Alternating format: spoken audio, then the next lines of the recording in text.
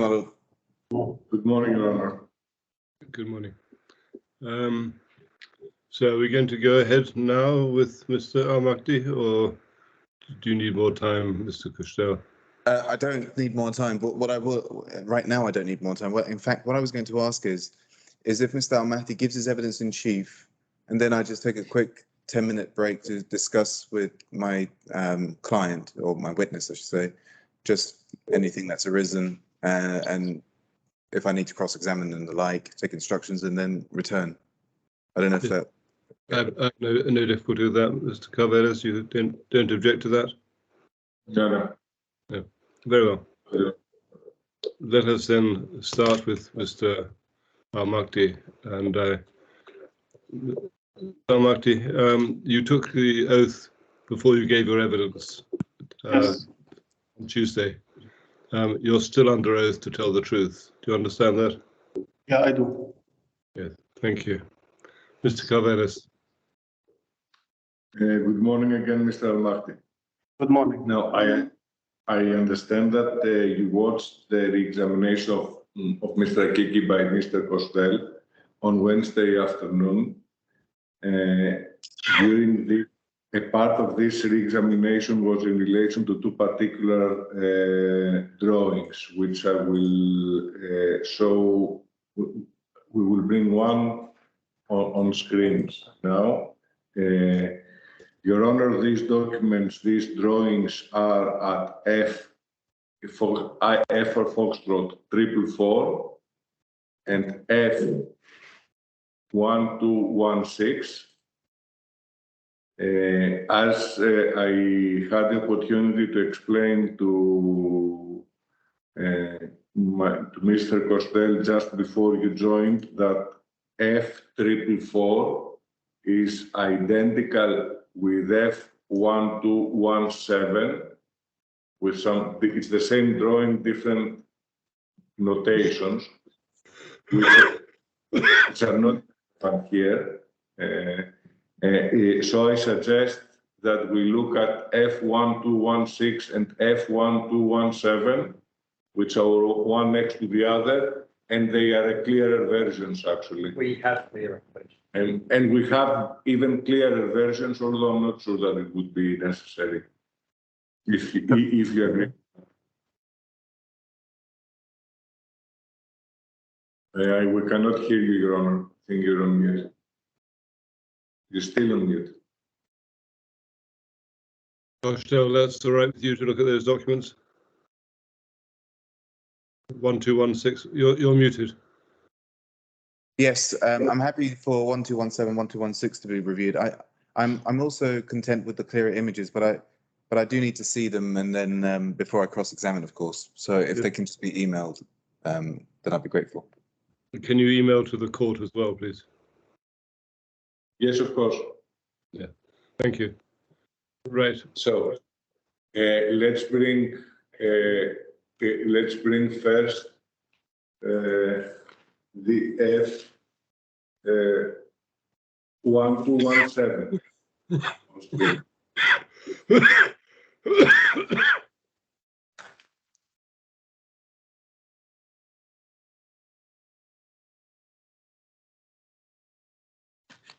It appears we have a little bit of an IT glitch here.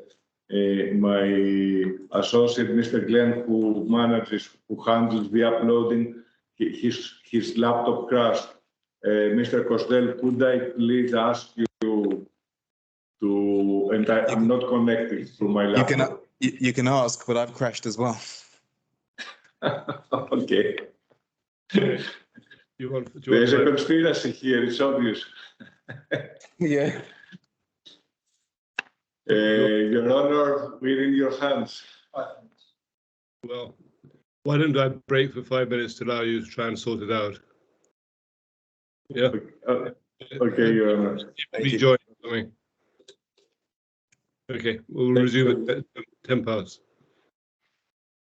Yeah, mine's sorted, but actually, we can't see you firstly. Okay. Yeah, sorry. Yeah. Sorry. So just one thing I need to raise, actually, my lord. I know my learned friend wants to look at the images at F1216 and F1217. I've just had a quick look at F44, and F1217. Whilst maybe it can be said the basic drawings are the same, there are still some differences because of handwritten drawings, etc. And I submit, given that the application made by my learned friend was to examine Mr. Almaty in chief on the two specific drawings that Mr. Akiki looked at, I think it's only right and proper and fair that Mr. Almaty looks at the same documents. So I suggest actually we have to stick with F444 and F1216. I have no objection. We can do that, but it's exactly the same drawing. The annotations are different. I think I mentioned it, and I'm not going to make reference to any of the annotations. And I don't think Mr. Almaty, which is more important, was planning to do any reference to any of the annotations, but I'm happy to use F324, if that. It's fine. Just to avoid any problems by looking at the same documents as the other day. So that's F444 and F1216. Absolutely. So I'm assisting Mr. Cavalis. I presume, Mr. Cavalis, you need me to put this on screen, or is Mr. Fulton? Yes, please do that. That will be helpful. Thanks a lot, Mark. No problem. So this is F444, just so you know. Okay, and this is where we will start. So, Mr. Almaty, back to you now. This is one of the two drawings that were shown to Mr. Akiki, and Mr. Akiki made some comments which I understand you are not in agreement with. Now, before, can you please explain us what we see here? First of all, because I can't pretend that I understand drawings that well. What we see is actually, it's vertical, right? Yes. What we see, what we would see if we were looking from outside. Yes, this is, can I talk? This is a vertical section for typical detail of a glass balustrade at the garden. So this is applicable for all the floors for the garden area. So glass balustrade at the garden area. So yes, we see this there. Now, just above the words balustrade detail at garden area, there is this rather thick black line just immediately above. And that one. Can you go slightly up? What is this? This line here. This line here is the ceiling for the lower floor done by Eaves contractor. So hang on. This is the ceiling of the floor below, Yes. Right. And if we move the drawing up,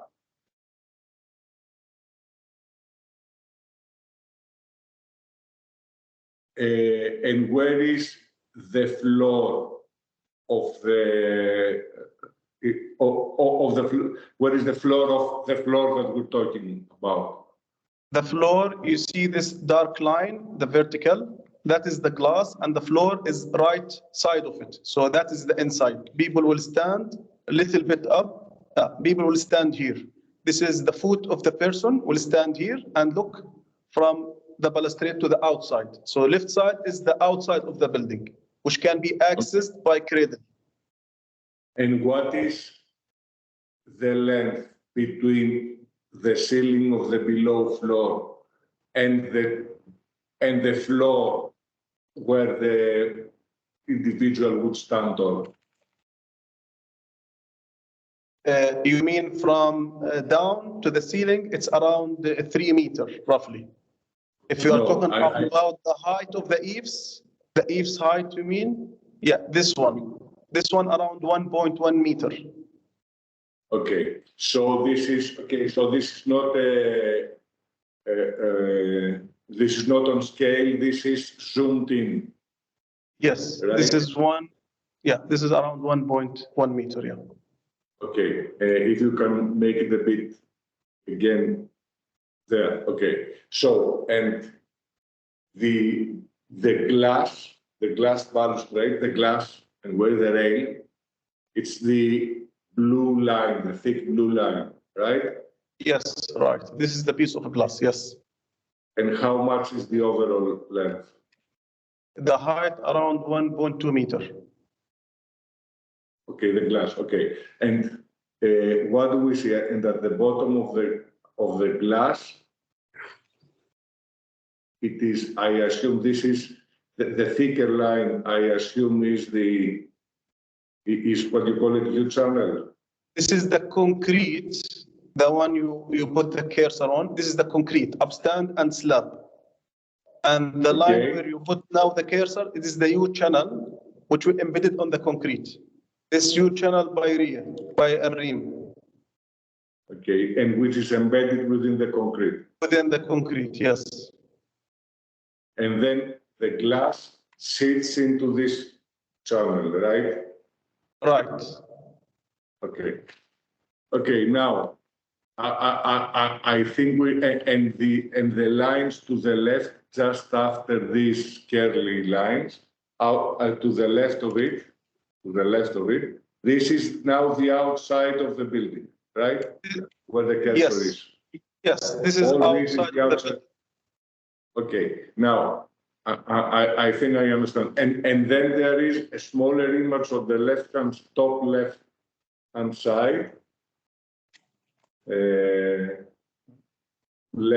Top left, the smaller drawing, which I understand are details, the detail of the part above the U-channel and the edge of the building, right?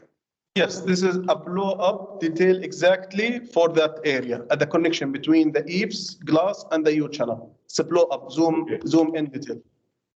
Okay, I think we understand what we're looking at. Your Honor, is it clear? Is it?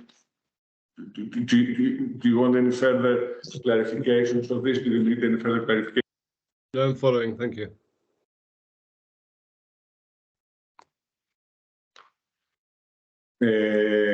Okay, Mr. Al-Mahdi. So you listened to you watched Mr. Akiki's cross-examination on Wednesday. What is it that you disagree with?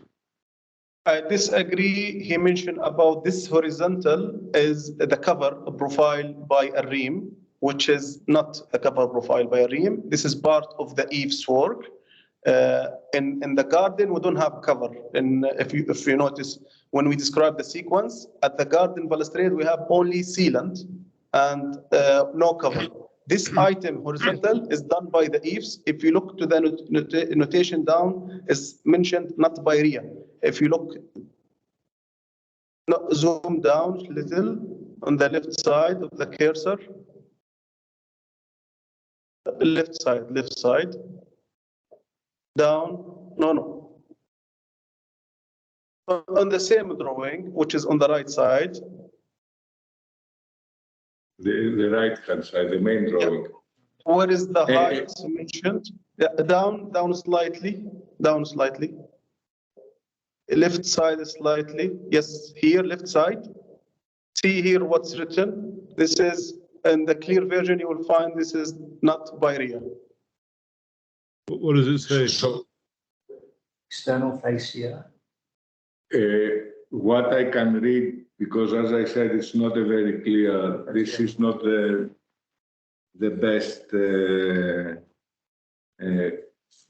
image, Your Honor. I think it reads external finish, not by RIA. External fascia, not by RIA. I think this is what is written. External finish, you are right. External finish, not by RIA. I have a clear version with me, hard copy. And it makes common sense. It's a continuity for the vertical Yes. and horizontal. It's the same. Okay, so I understand your disagreement, because I need to understand exactly what you're trying to say here, if I may. You're saying that Mr. Akiki argues that this horizontal line that we see here,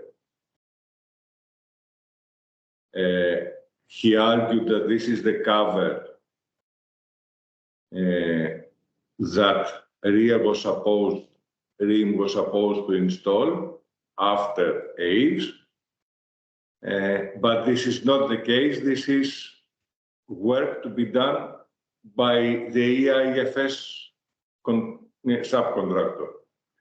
Yes. Do I understand exactly. correctly? Yes, exactly. This is not a cover. This is Eve's contractor work. And in the drawing that we see, if we can make it a bit smaller.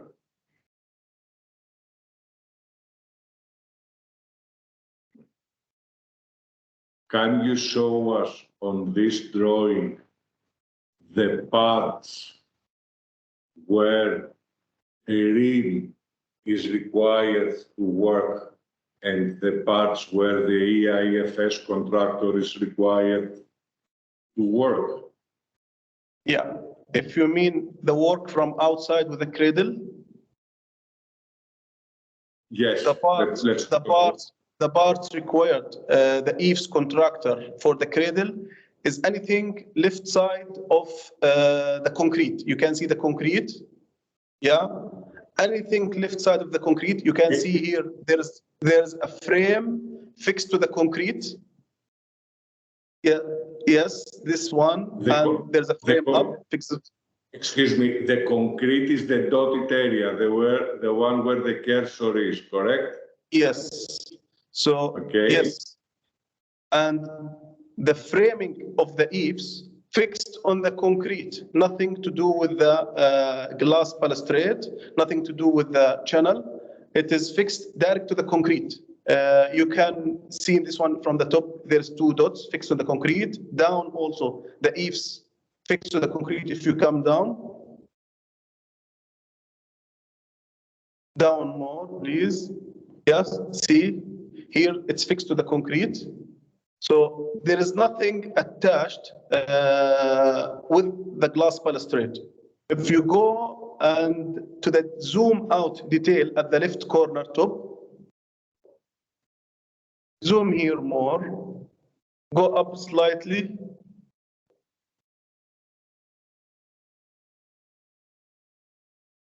Yeah, this horizontal line on the left side, this is the eaves has to finish, and on top of it, it's mentioned the exact level that they have to stop on, which is totally independent than the glass.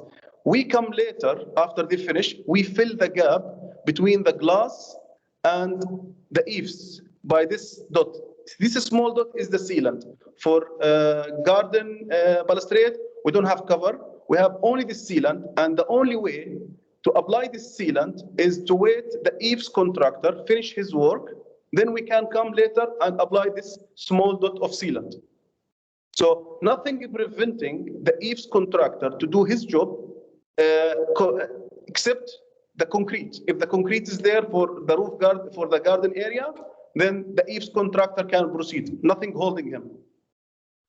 But don't you need, okay, can we see the, and this dot that you mentioned there in the, how you call it, blow up detail. What is the length? Is it, how big is it? What is the length? This is horizontal. Like if the balustrade, let's say 20-meter length, so we're applying a line of 20-meter length. Is moving along with the eaves and glass. The glass continue along with the glass. Yes, but itself, the sealant, it is what? It is once It is Millimeter like ones. It's like 6 milli depth and 6 milli height, continuous horizontally. If you go to the 3D drawing down, can you go 3D drawing down? This 3D drawing showing the difference between, on the left side, it is the balcony, and the right side is the garden. So you see these two lines, horizontally, two lines? Yes. The outer side is the one we will apply. This is the line, which is 6 milli by 6 milli and continuous, moving with the eaves and the glass. The inner one is the interface between us and the tile, which is inside the building. The outer between the eaves and the glass. Okay, but can we go back now to, because I still don't get something.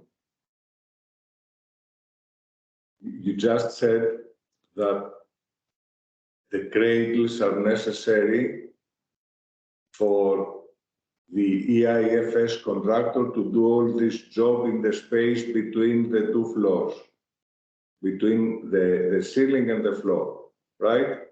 Right. Why? How don't you need the cradles to I install think it the needs to be an glass? open question. I think it needs to be an open question. I'm not sure if Madam Frank can lead. Okay, how would you install the glass within the U channel? We will fix the glass from the floor. We stand inside the floor and we fix the glass. On the right side, a person will stand and fix the glass. You will use the cradle, obviously. No, for fixing the glass, will not use the cradle. For this roof garden, the cradle required only to apply this small portion of sealant. You see the eaves portion compared to the sealant, it's minor. We have the cradle only to apply this small line of sealant. This is the only activity we need the cradle to for this area. Okay, I'm slow, so please bear with me. So what you're saying is that you put the glass into the base from inside, not from outside. Yes, from inside. Okay, I see. So you wouldn't need so you wouldn't need the cradle. No, we don't want okay. Okay, so you can work in parallel with while the eaves contractor is doing their work on the cradles. You could in parallel install the glass. No, we cannot. Technically we can, but practically we cannot, because when the eaves contractor working at the edge of the facade by the cradle, for a safety aspect, the safety will not allow us to fix the glass. And we send many notices of delay regarding this. So for safety purpose, if the cradle are running, all the floors under the cradle and above the cradle, we cannot work at the edge. For a safety, if anything fall down from us, will fall down to the cradle, and vice versa. If anything fall from the cradle to the people working at the edge, is not allowed. So for safety purpose, we are not allowed to fix the glass till the eaves, they finish their work. Or if they don't have work there. But I assume it can be managed so that you can install the glass on floors where there are no cradles to work on. There's no work outside on the cradles, so that it can be expedited, right? Yes, exactly. Like sometimes also there's a windy days where the cradle cannot be operated. We can use them to fix the glass. Night shift can be fix the glass, etc. If there's a cradle not running, we can fix the glass. Okay, now you fix the glass. The IFS contractor did what they have to do. Where do you come in then? What is it that you do? At any time, but we need the cradle to come to fix this void of sealant. Without a cradle, we cannot access this area to apply the sealant. Once the eaves finish, if the access given, either the PMU system, which we call it at the end of the project, they remove the cradles and they give us the PMU system, which is building maintenance unit, to apply, or the cradles, which was available at that time. We needed to apply this small line of sealant. Okay. And what we looked at is the garden area where there was no cover, right? This area, no cover, this only sealant. And this sealant to prevent the water to come between at the ceiling area. This is important for. Okay, let's go, if we can now, to the other drawing, which is F1216. This is actually slightly clearer, slightly. Now this is, if we can go down. Okay, a little bit down to read and then make it bigger to confirm that this is the balustrade detailed balconies. Right, so, okay, if we can then make it a little bit smaller, we can see the whole of it. Right, so this resembles, at least the right-hand side, looks very much similar with the one that we looked at about the garden, right? Yes, right. Without upstand, this is almost same, without upstand concrete.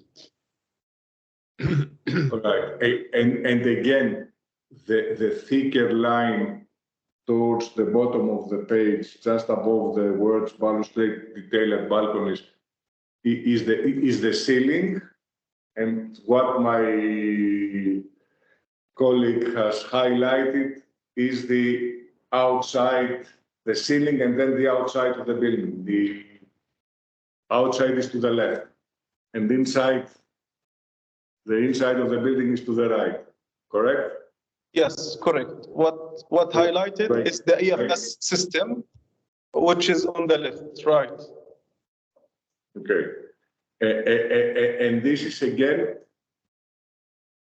who will do the work on the outside of the building?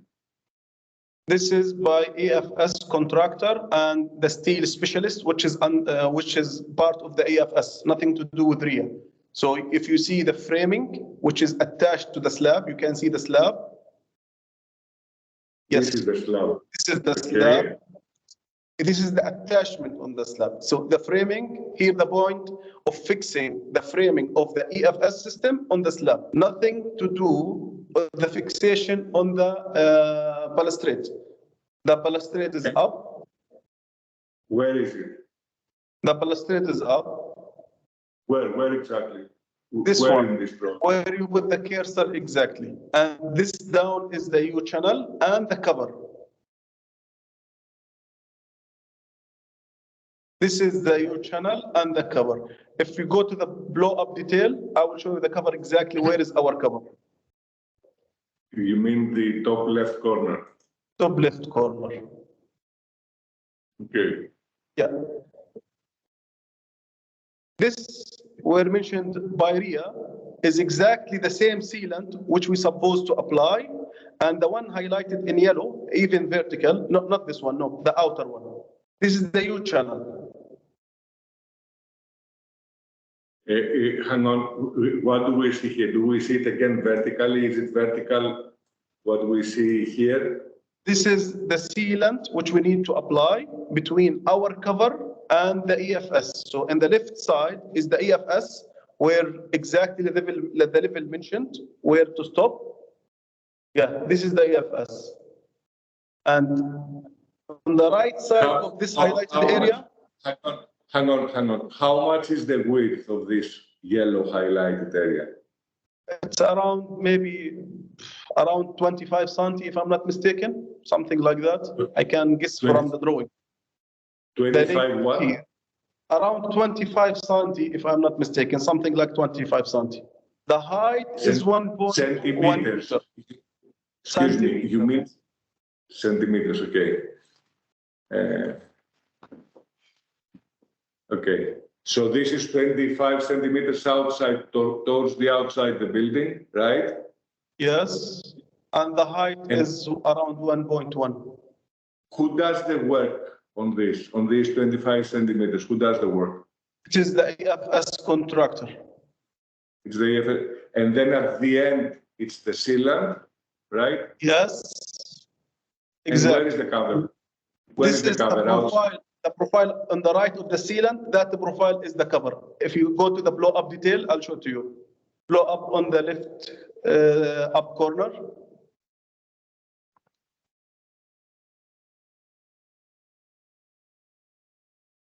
Be patient. So the cover is inside of Yes. the sealant, towards the building. Yes, this is the cover. Towards- Outside, sorry, the cover we have here, two covers. We have cover outside the building, which is highlighted, yes, exactly. And we have cover interface with the tile. So once the tile completed, we fix the cover and sealant with the tile. And once the AFS finish their work, from outside, we need a cradle system to fix the cover by clipping and applying the same sealant which is on the garden. And what? Did you And- finish? I said, from outside, we need to apply to fix the cover and the sealant only. This is what we require for a cradle. Okay. Thank you for all that, but what was it that Mr. Akiki said that it wasn't, that was different? Mr. Akiki was saying that no way that the eaves can fix if the, not exact wording, he said the eaves cannot fix if the bottom channel fixed by Reem, which I showed you now. All the fixation of the eaves are totally independent. If you go to the main drawing, all the fixation to the concrete, not this drawing, to other drawing, sorry. Yeah, this one. All the fixation, if you can see, it is fixed direct to the concrete. Nothing to do with the balustrade. It's direct to the concrete. They can fix at the moment they have a concrete, they can fix immediately. And this dotted line, which you can see, it is waterproofing by whom, I don't know, main contractor or whom. So if the waterproofing there and the concrete is there, the eaves can start. Nothing stop the eaves to start. So what you say, if I understand correct, what you're saying is that your work and the EIFS contractors' work are totally independent until the EIFS contractor finishes their work. Do I get it right? Yes, exactly. The only thing we wait him to finish to apply the cover and the sealant. So this is the only dependent case. Sealant and cover, waiting the eaves to finish to do it. Rather than this, he can work at any time and we can work at any time. Can I Okay, ask, Mr. Calvedas, can I just ask a question? Yes. When, on your evidence, you fix the cover and the sealant when the EIFS contractor is finished. How long does it take then for you to fix the cover and the sealant? The duration given, sorry, the duration given to us in the contract, in the program, around 8 days and per floor, 8 days per floor. I think we were faster. We were finishing from 4 to 5 days actual on site. Thank you. So basically, what you're trying to say, if I understand it again correct, is that EIFS work does not depend on Reem's work. Yes, yes. But the opposite is not also true. The completion of Reem's work depends on EIFS contractors' completion. I agree. Am And the completion limited to the cover and sealant. Right. I don't think I have any other questions, Your Honor. Thank you. Now, Mr. Costello, how long would you like? Can I just have 10 minutes, please? Yes, of course. We're going to break them for 10 minutes, and well, I'll give you till it's easier to work in 5-minute tranches. We'll resume at 9 o'clock UK time, 12 o'clock your time. Thank you. Can you please don't speak, Mr. Amati, please don't speak to anyone about the case in the meantime. Okay, thank you. Thank you.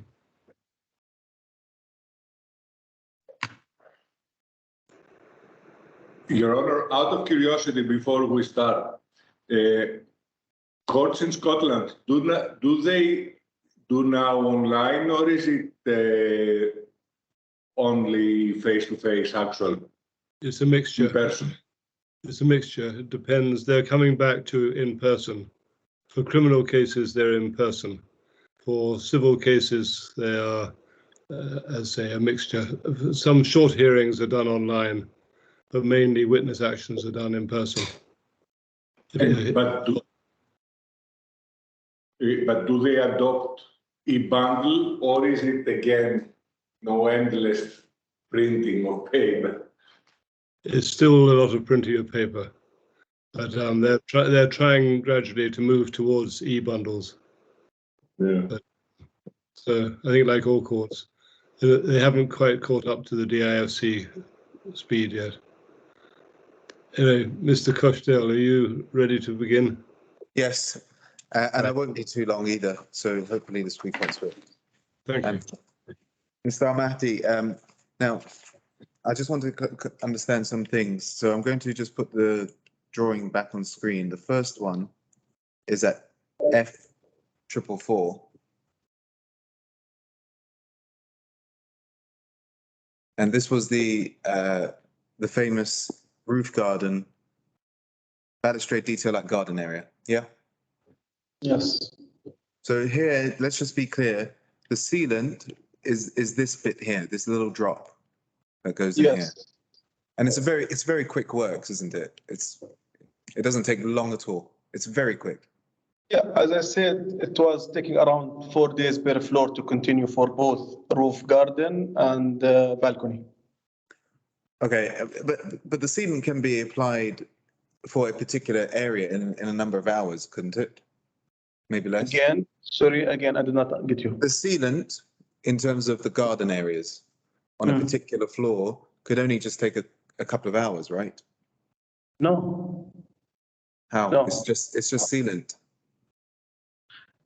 It is not only sealant. When you apply the sealant, you have to prevent the sealant to come to the glass. If you are applying tape on the glass and you are applying tape on the eaves, then you put a backer rod, small backer rod, which is like a filler,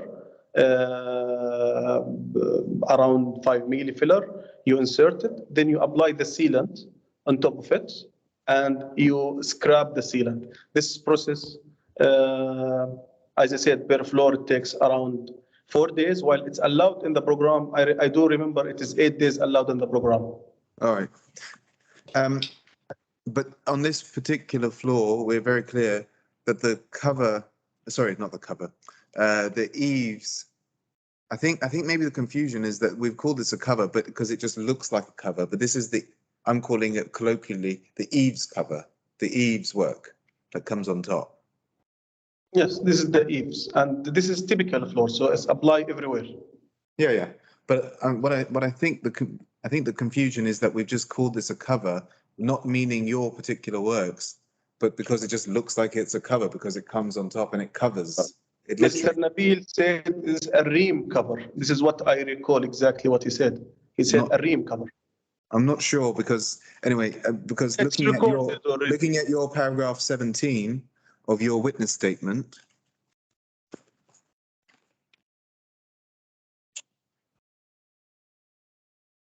Do you have your witness statement? No, I don't have it. Please share it on the screen.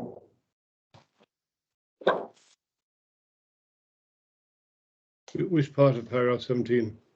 I'm going to go through all of it from the very beginning because I think it's the easiest and most fair way of doing it. So paragraph 17 starts on F for Foxtrot 3. The So the process to install the roof garden balustrade and balcony balustrade were largely the same and went as follows.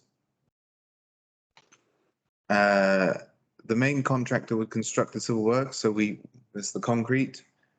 Then Reem would come in. So this is the first time Reem was involved at B, okay, to install the U channel, which you've described. No, to survey the U channel, and then it will install the U channel. Yes? Yes. Then the grouting and the waterproofing, and then you return to install the glass balustrade, correct? Yes. And then it's the exterior insulation, so the eaves, tiling, and it doesn't matter which way around.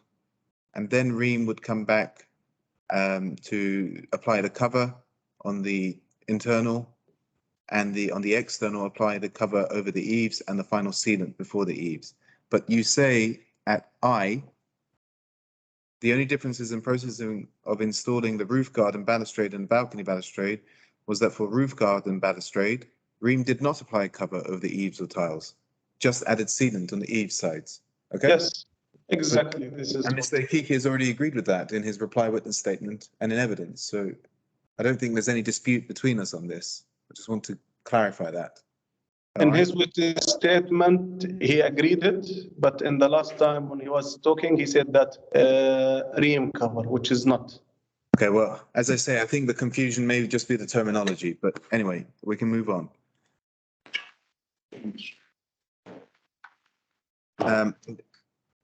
You said in respect of, I've moved on to the photo, the design, the drawing that deals with the balcony balustrades, and this is at F. Mr. Costello, sorry, you're leaving me rather in the air. You say there's a confusion about the terminology, but you haven't explained what the confusion is.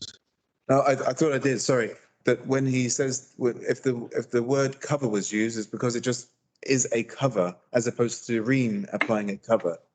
So I think it's just a general term that may have caused confusion. I'll show you on the diagram.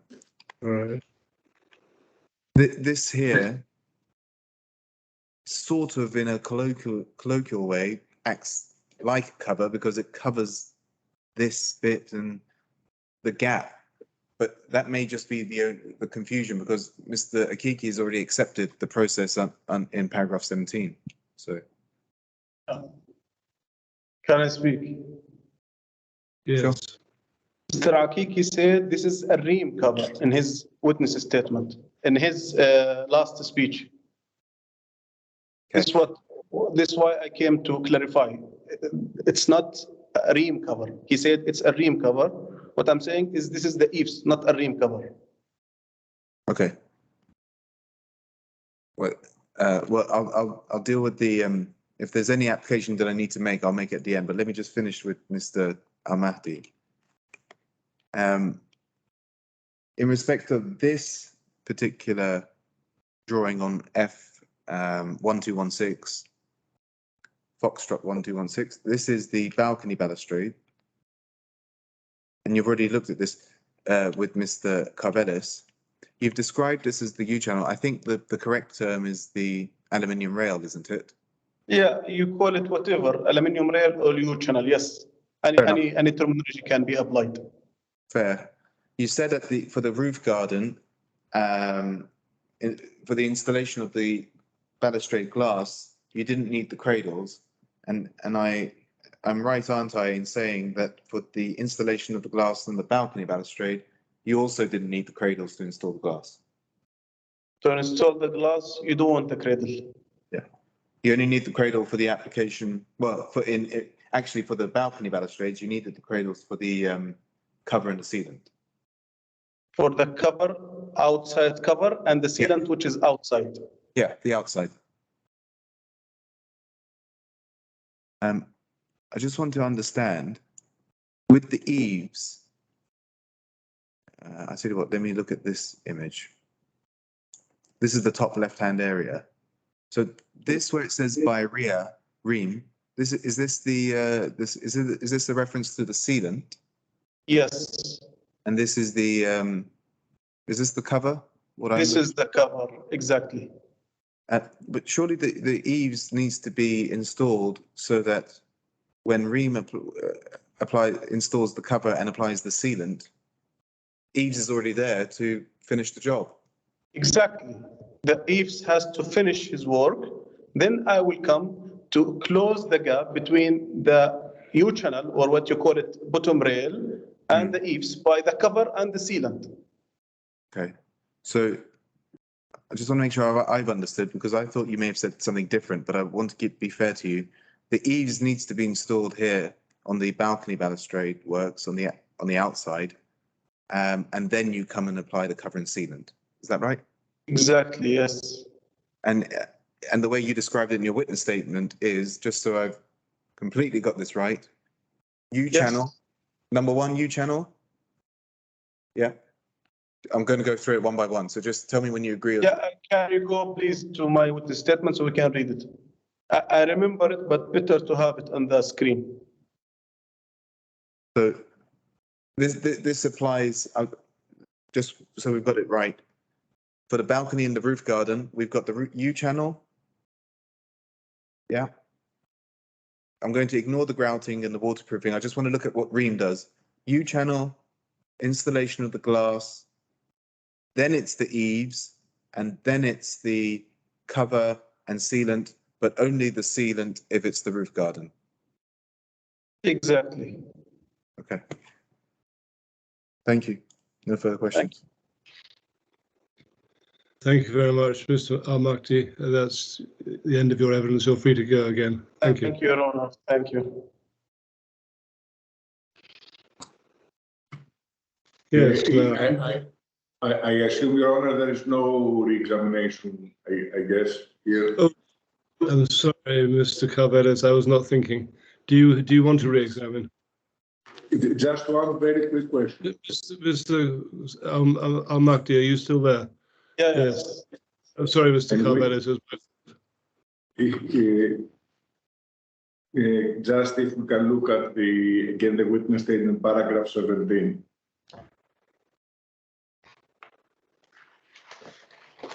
Can you please, now this is paragraph 17, this is the previous page. My colleague showed you the next page. I will take you to at the beginning. He showed you page 4. I will show you page 3, which is F3 for the record, which is the beginning of paragraph 17. Can you please have a look at the footnote, which I think you can see, and comment on this footnote? If you can read it. If it's too small, I can read it for you. Are you there, Mr. Martin? Yes, sorry, I thought you are not talking to me. Note, the process described in this paragraph 17 was the process that was specifically instructed by 5 after the fire incident, defined and explained further below. As such, this was the process used for majority of the work and was slightly abnormal as explained in more detail below at paragraph 70. The normal sequence, if you need me to clarify. Yes. The agreed sequence on the program attached with addendum 1 of the one signed between the main contractor and 5 is the glass will be after the eaves, and that you can find it. I have the document with me, which is ECO 1115. It's very clear there. Eaves contractor will finish. Then I have around 12 days to complete the whole process, glass and sealant and cover. If you go to ECO 115, you will see what I'm talking about, which is part of the addendum 1, appendix 3 of the main contract between 5 and China State. Yes, that's all, Your Honor. Thank you. Thank you very much. I was too early last time, but you're now free to go, Mr. Al-Makdi. Thank you. Thank you very much. Thanks. Right. You want to go straight on with witnesses, with experts, or does anyone need a break? Is Mr. Costel, will Mr. Akiki appear? Do you recall No. Mr. Akiki? I'm not making any applications. Yeah, very well. So- I'm just looking to So see. So I'm just looking to see if Mr. Millington's online, just to see if he's here. Yes, yes, he is. So the next witness would be Stephen Millington. Right, give me 1 second.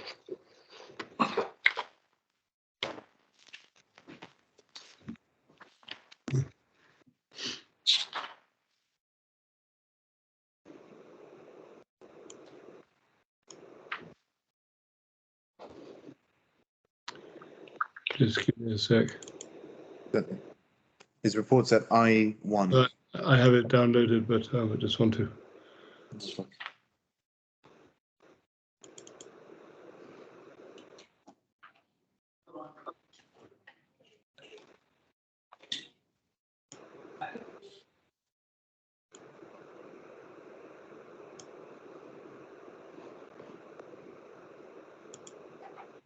Right.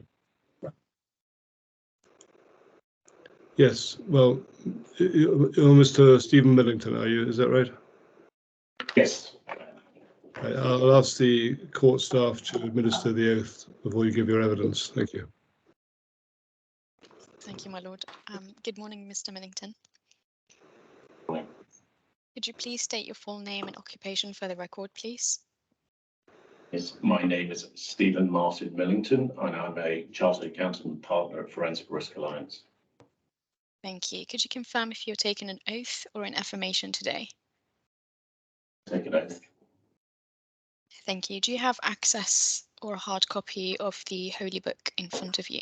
I don't, so take an affirmation. Does either party object? In the UK, we would not normally use a holy book. Does either party insist on a holy book, or shall we just proceed with an oath without the holy book? I'm content without a holy book. It's up to my learned friend, really. Gabelis? No objection, Your Honor. Very well. If Thank we you. can proceed without the holy book, yeah.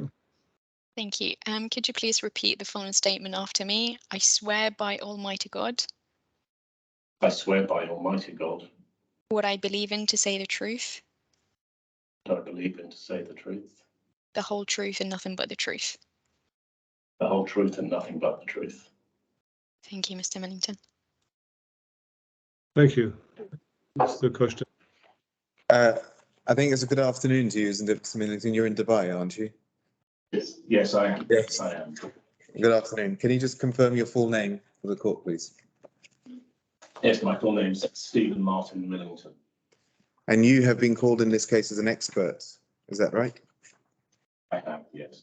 What is your expertise? So I'm a chartered accountant of some 20 plus years, specialised over the last sort of 18 to 20 years in forensic accounting, providing expert witness and investigation work for the courts. And how much of your work has involved hotels? So I've conducted a number of both investigations and assistance in expert reports in the hotel or hospitality industry, both in the UAE and Australia. Okay, so you've got some familiarity with the hotels and how they work in the UAE by the sounds of it. Yes. Okay. Is it right that you prepared a report in this case? Yes, I did. It appears that I1 to I30 of the bundle, my lord. That's right. There were some documents annexed to your report. And I understand that, well, I'll ask you actually, have you reviewed Miss Claire Levine's report? I have reviewed the report. And I think you also met with Miss Levine. I don't have to hand how many times, but you met with her at least once, but maybe corresponded a few times. Is that right? We met once and corresponded a few times over the phone and prepared a joint statement. Yeah. And it's also right to say that you have provided, you and Mr. Levine jointly have provided a joint memorandum setting out the areas that you agree and disagree on. Yes. Is that right? Yes. That's right. Yeah, I can't remember where that is in the bundle. J1. Thank you, my lord. Anyway, so it goes, do I have it right that you stand by your opinions expressed in your primary report and your joint memorandum? Yes, I do. So I'm going to just ask you some brief questions, just so we can understand. One of the areas of dispute is the measure of loss. And briefly, can you please explain your opinion as to whether GOP or NOP is appropriate as a measure of loss? So, and I think part of the difficulty goes to the differences of instruction. But in the first instance, my instructions have been to calculate and look at the loss that is incurred as a result of the hotel not operating during that delay period. In looking at that loss, that is, you need to look at GOP, and GOP is the assessment of all of the profit that is made as a result of operating the hotel after taking account of the various costs, and that's both the variable costs that'll be the direct costs from running the hotel, operating a room or a restaurant, etc., as well as some of those indirect costs which come under the term the undistributed operating expenses, and that gets to the total profit that is made through that running of that hotel. That money is then distributed, and there are a few other items that sit under that GOP line, some of which have been adjusted for it that are a cost. But the bulk of that money that sits under that GOP line is all amounts that are distributed to the various stakeholders or investors in the hotel for it, and those will be the people such as the owner of the property. I'm going to stop you because I think the easiest way to I'm not trying to prevent you from saying anything, but I think what you're explaining can be best explained with an example of the spreadsheet outlining the GOP and the NOP, because it may be easier to follow. So, my lord, if we can go to I312 of the bundle, which is it's a placeholder page, and then we have to click on the hyperlink. I'll put it on screen, Mr. Millington.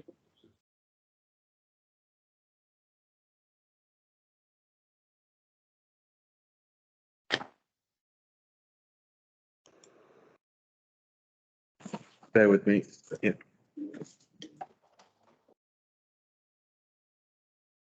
Okay, so you should be able to see on screen, if I go to the top.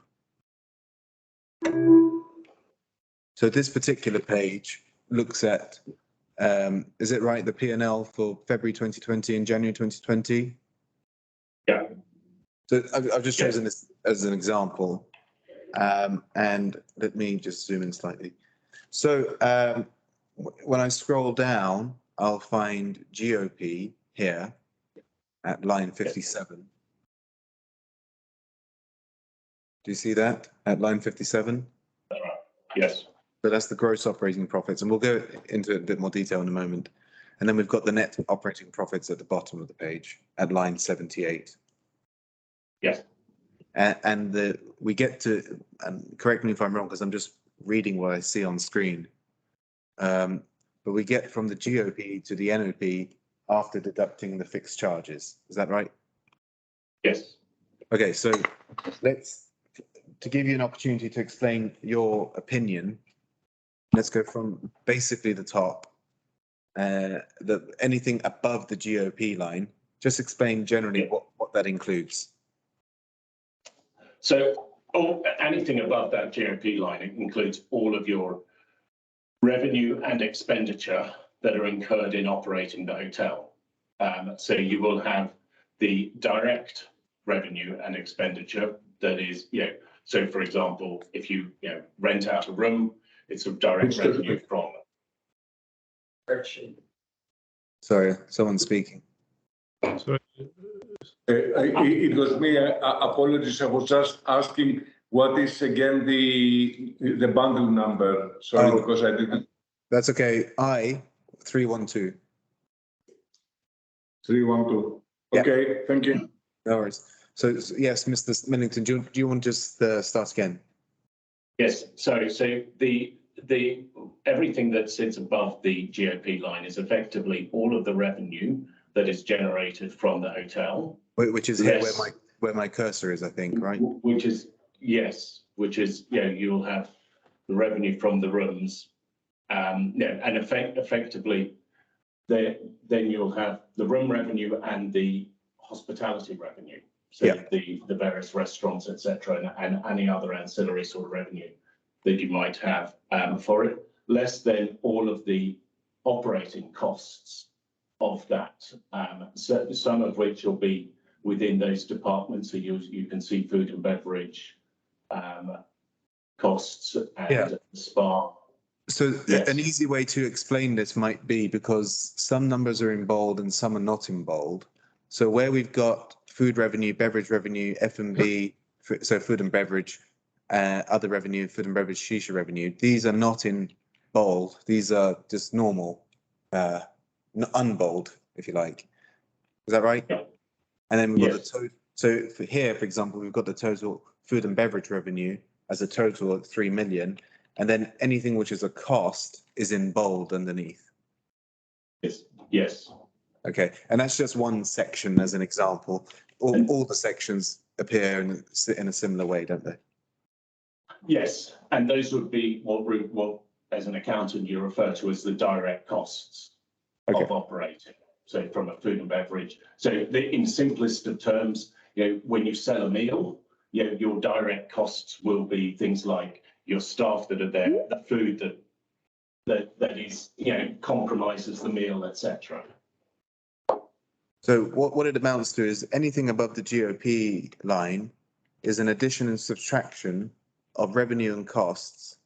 And then we get to the GOP figure here of 3 million for this particular month in 2020, February 2020, 3,051,373. So you also have, there is all of those direct costs, but also then under the heading or the category that's there that's called undistributed operating expenses. Yeah, that then also includes, yes, so that also includes, so you have their A&G payroll, A&G other expenses. That's So administrative in general. Yeah. What's ANG? Sorry, what's ANG? Administrative in general. Okay. And HR, human resources, IT is information technology, S&M is sales and marketing, and R&M is repairs and maintenance. And those are effectively what you say, are the sort of the various overhead costs that you incur that you can't allocate directly to the serving of a meal or the serving of a room. They're more overall costs that are there. So they go in there, and then you get to the GOP, which is the net amount, or the gross operating profit that's generated after all of the expenses that are incurred in the hotel. So another way of putting it then, if based on what you've just described, a simple way is everything above GOP is the revenue minus expenditure of the hotel. Yes. And then below the GOP line, tell us very simply what happens below the GOP line. So below the GOP, I have taken a couple of items such as insurance and the Nikhil master community fees above and adjusted them in terms of an adjusted GOP calculation, because they are part of the cost of operating the hotel. But after that, and if we ignore for the moment finance costs and depreciation, for the bulk of the costs, or the bulk of the items below that are effectively the distributions of that GOP to the various stakeholders or investors in the hotel for it. So you have base management, yeah, and the calculation of those will be determined by the HMA, which is a hotel management agreement. So I'm looking at line 67 and I have base management fees on my screen. Can you see that? So Yes, I can. you said anything below finance cost and depreciation is the distribution to the stakeholders. So starting with the base management fees and going down, let's take them one at a time. Is the base management fee a distribution to a stakeholder? It would be based on which one I don't know without the HMA, but the hotel management agreement, but it would define the percentage that is paid out, and it's invariably based on either a percentage of GOP and or a percentage of revenue. Okay. Sales and marketing? Sorry. Do you mind if I chip in with questions occasionally? Of course, certainly. So just on base management fees, for example, are you saying that it does not reflect payment for any actual management associated with the running of the hotel? It reflects an agreed percentage that is paid. So a hotel. So what will happen in hotel hospitality arrangements is that there are various stakeholders that come into play. For example, the owner of the property, the owner of the brand, or that the hotel is operating under, the operator of the hotel, etc.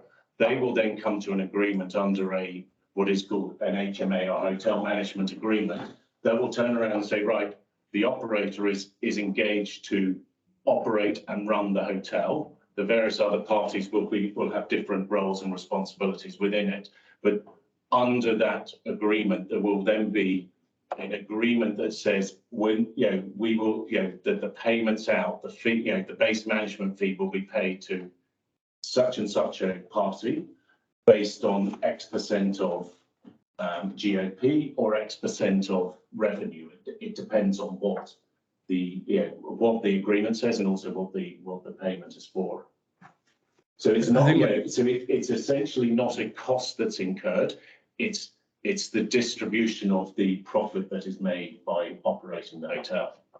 Well, that may reflect the legal structuring of it, but I just wondered, is there some management service which is given, which however you describe it, is something for which base management fees are payable?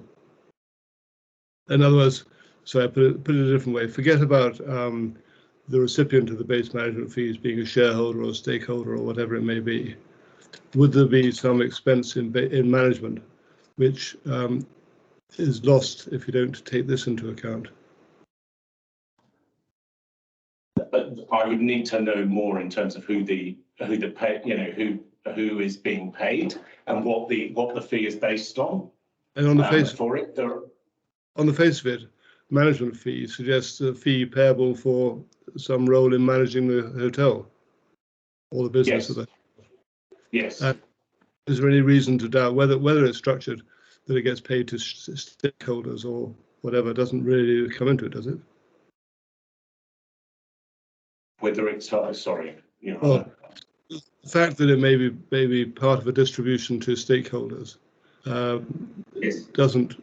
That's simply the legal mechanism by which management services are paid for. Yes. Yes. So why doesn't it come off GOP then? Because all of the costs that are incurred in running the hotel, including the payroll, etc., that management services would have been are included are incurred in that line in the lines above GOP. Right. So you have the administrative and general payroll would include all the management cost, the cost of the administrative and general people that are working in operating the hotel. I see. Okay, thank you. Sorry to interrupt, Mr. Costello. Not at all. So let's go to the next one, sales and marketing fees. Is that also a stakeholder? Yes, from my understanding, it would be, but people that are involved in the sales and the marketing of the business of the hotel. Yeah.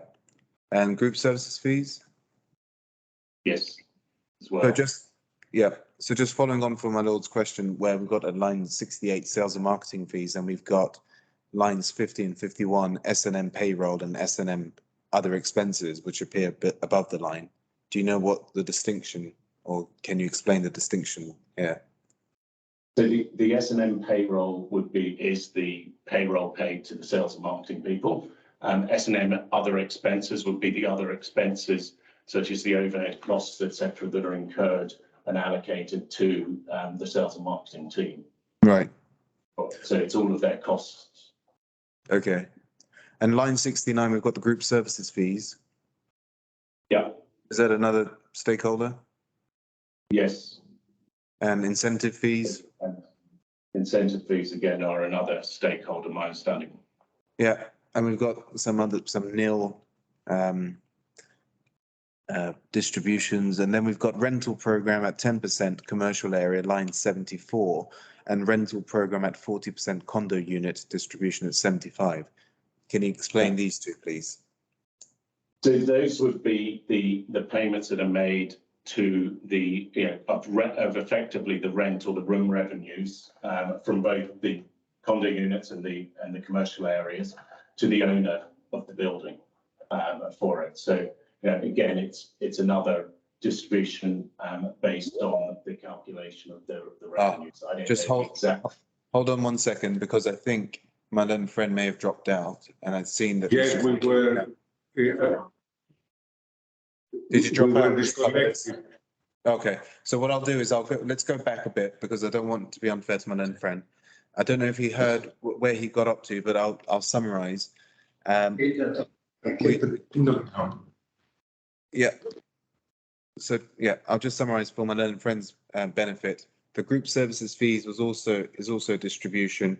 The incentive fees is also distribution to stake. These two are also distributions to stakeholders. And lines 71, 72, 73, there are nil distributions. And then you are describing the rental program at 10% commercial area, rental program at 40% condo unit at line 74 and 75. And please just, if you don't mind, just explain again here what these two relate to. Yes, this would be the distribution of the rental income, from the rooms, etc., to the owners of the building, because you have to the hotel operator does not own the building. Yeah. So this is the profit of the hotel operator, is it? The rental amounts, those payments are the payments that would go to effectively the landlord. Sorry, but your whole schedule is trying to ascertain the profit, whether it's GOP or NOP, of the hotel operator. Yes. Thank you. Who is, can't remember now, 5 something. I think it was 5 hotel management anyway, but Yeah. Okay. I don't think it matters much, but it may matter, Costello. Carry on. Yes. So the figures here at 74 and 75, these are paid to the owner, and we understand that to be unlimited, one limited. Yes, I understand that's right. And then it's after the district. So when we get to an NOP, the net operating profit, whose net operating profit is that? That will be the hotel operator, which I understand is 5 Jumeirah Village Circle, or sorry, 5 Jumeirah Village LLC. Yeah. And have you actually made a calculation today about covering the rental payments to the owner below the GOP? So, yeah. Yes, so I have looked at that rental, those 2 rental payment lines, and done a calculation of that for the 6 months using the same basis that I used in my GOP calculation.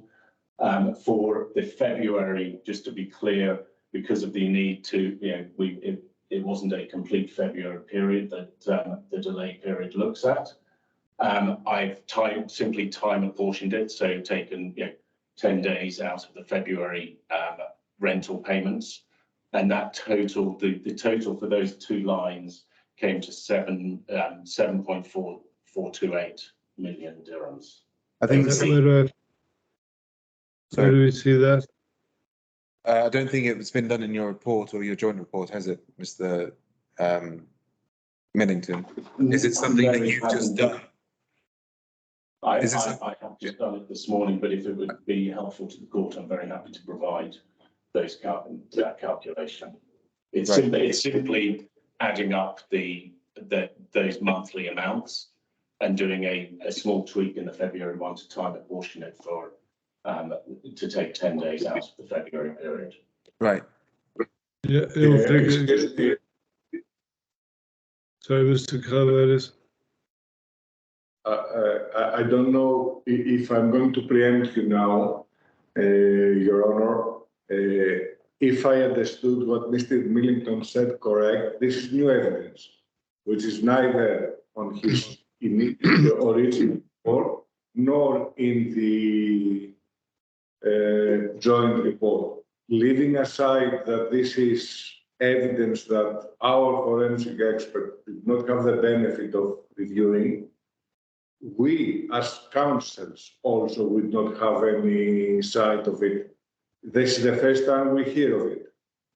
Mr. Costello, correct me if I'm wrong. I don't think we have received this before today.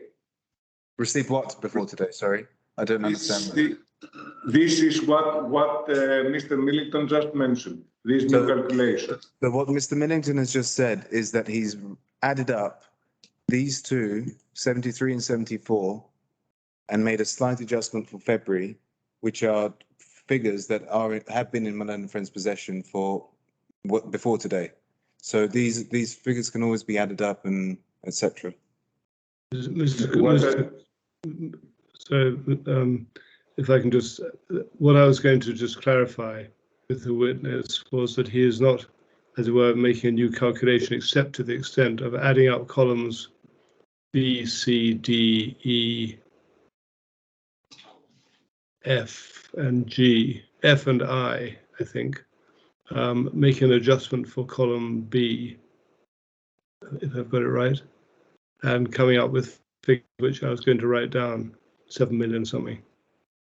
In other words, he's adding up the total payments in lines 74 and 75, covering 6 months.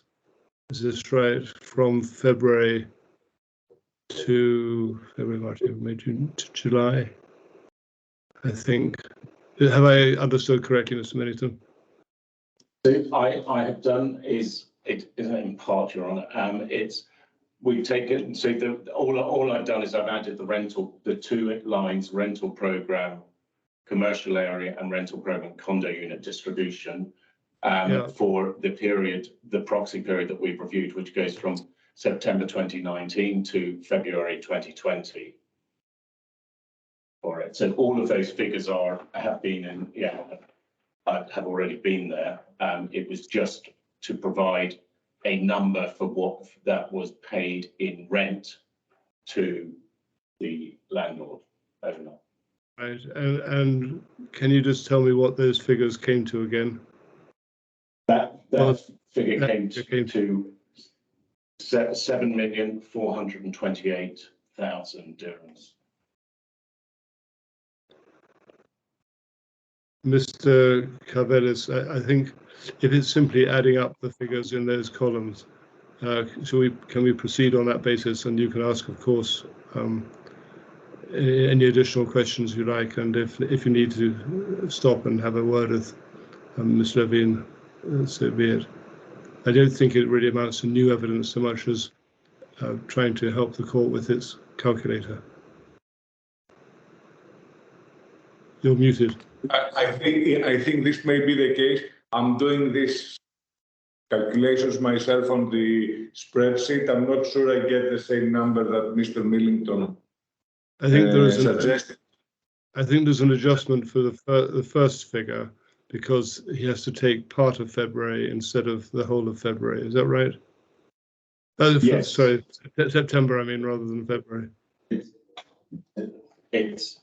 So no, it is to February, because what we've done is have taken the September 2019 to February 2020 as a proxy period for how the hotel would have operated had it operated 6 months earlier.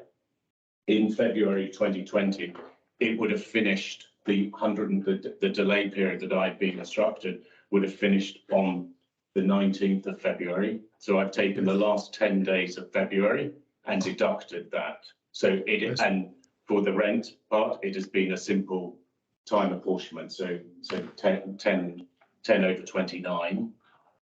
Yeah. As the deduction. I see. Well, I think we'll unless you have any further question, Mr. Carvelis, which you can't deal with in cross-examination, we'll continue on that basis. Thank you. Mr. Costa. Yes. Okay. So thank you for clarifying that. In fact, let me stop sharing the screen for one moment.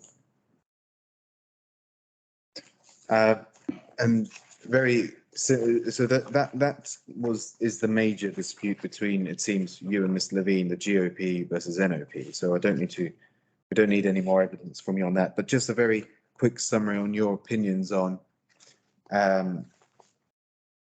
other matters, such as, for example, using other 5 hotels as a benchmark for the delay period.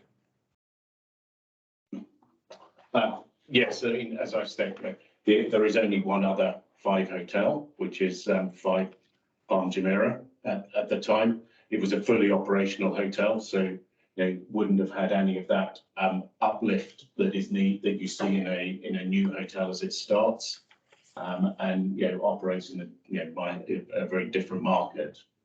Yeah. For it, and am I right that with the 5 JVC, you've actually got a hotel that operated for a period of time? So 5 JVC. All I've taken is how the hotel actually operated 6 months later for it during its first 6 months of operation. So from an accounting perspective, it's a much better comparative than than using a hotel that is fully operational, because the fully operational hotel wouldn't have any of that sort of startup issues or comparative in there. Yeah. And what about public data in terms of benchmarking for the delay period?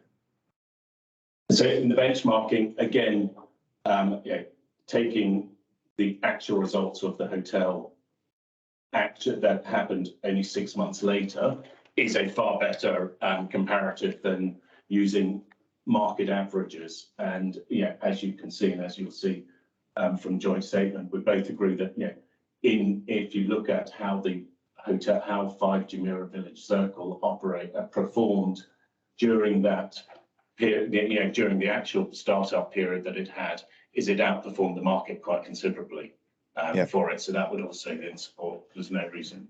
And just in very simple terms, how does the market data work in terms of calculating the average of the occupancy rates and the daily rates? So the occupancy rates, which are the average occupancy rates for every 5-star hotel in Dubai, and as you see, the 5 Jumeirah Village Circle outperformed those on most occasions. And the other one, the key one, is the average daily rate, which Ms. Levine has used, takes a weighted average of all hotels in Dubai. So it includes 1-star all the way through to 5-star hotels there. So it's again, it's an industry average, nothing more. And taking the actual results of the hotel 6 months later is far more accurate. Yeah. ADR, is that average daily rate? Yes, that is. Okay, so when we see a reference to ADR in your report, that's what it, and your joint memorandum, that's what it refers to. Yes. Okay, and just a couple more actually, I think maybe just 1 or 2 more very quick topics.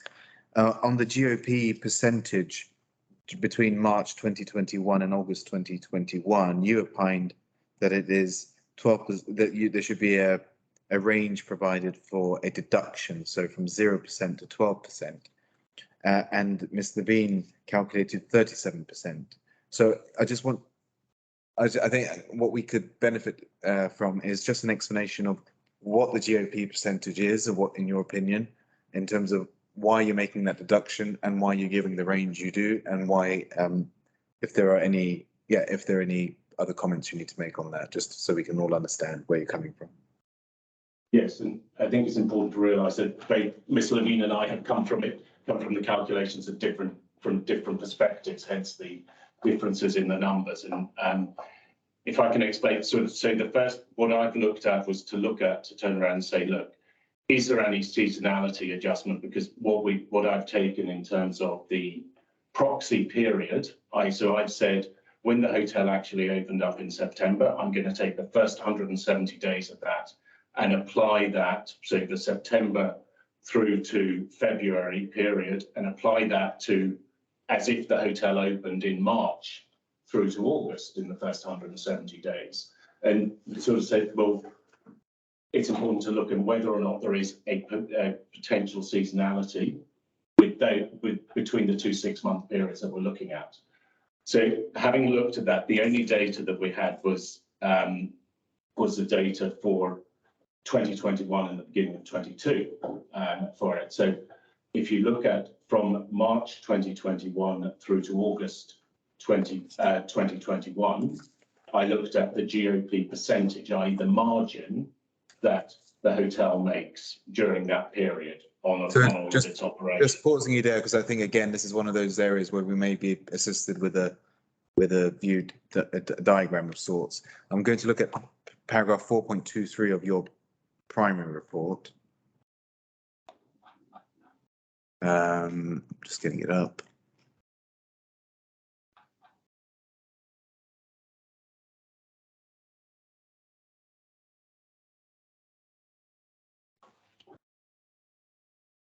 I think it's I9. No, I'm wrong about that. I think 4.23. I13. I12. Oh, sorry, I13. I13. Yeah. I13. Yes. Okay, so this is your table of the review of the monthly GOP, and this is where you carry on. Yes, so you can see that the average GOP percentage that was earned in that period was 43%.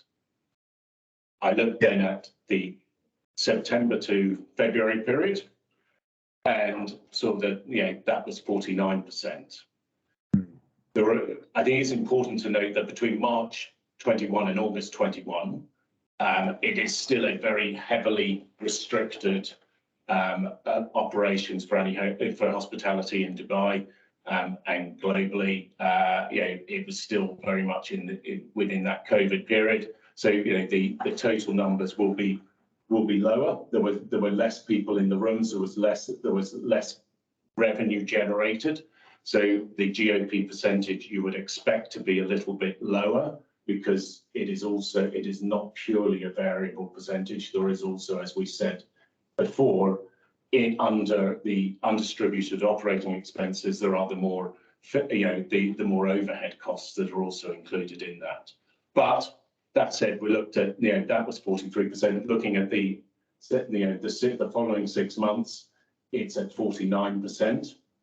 So looking at that, there was the GOP percentage is that difference of 6%. The 43 minus 49 minus the 43 is 6. Dividing that by the 49, because it is the second period that we are looking at, gives basically said that the GOP percentage was 12% lower in that March to August period.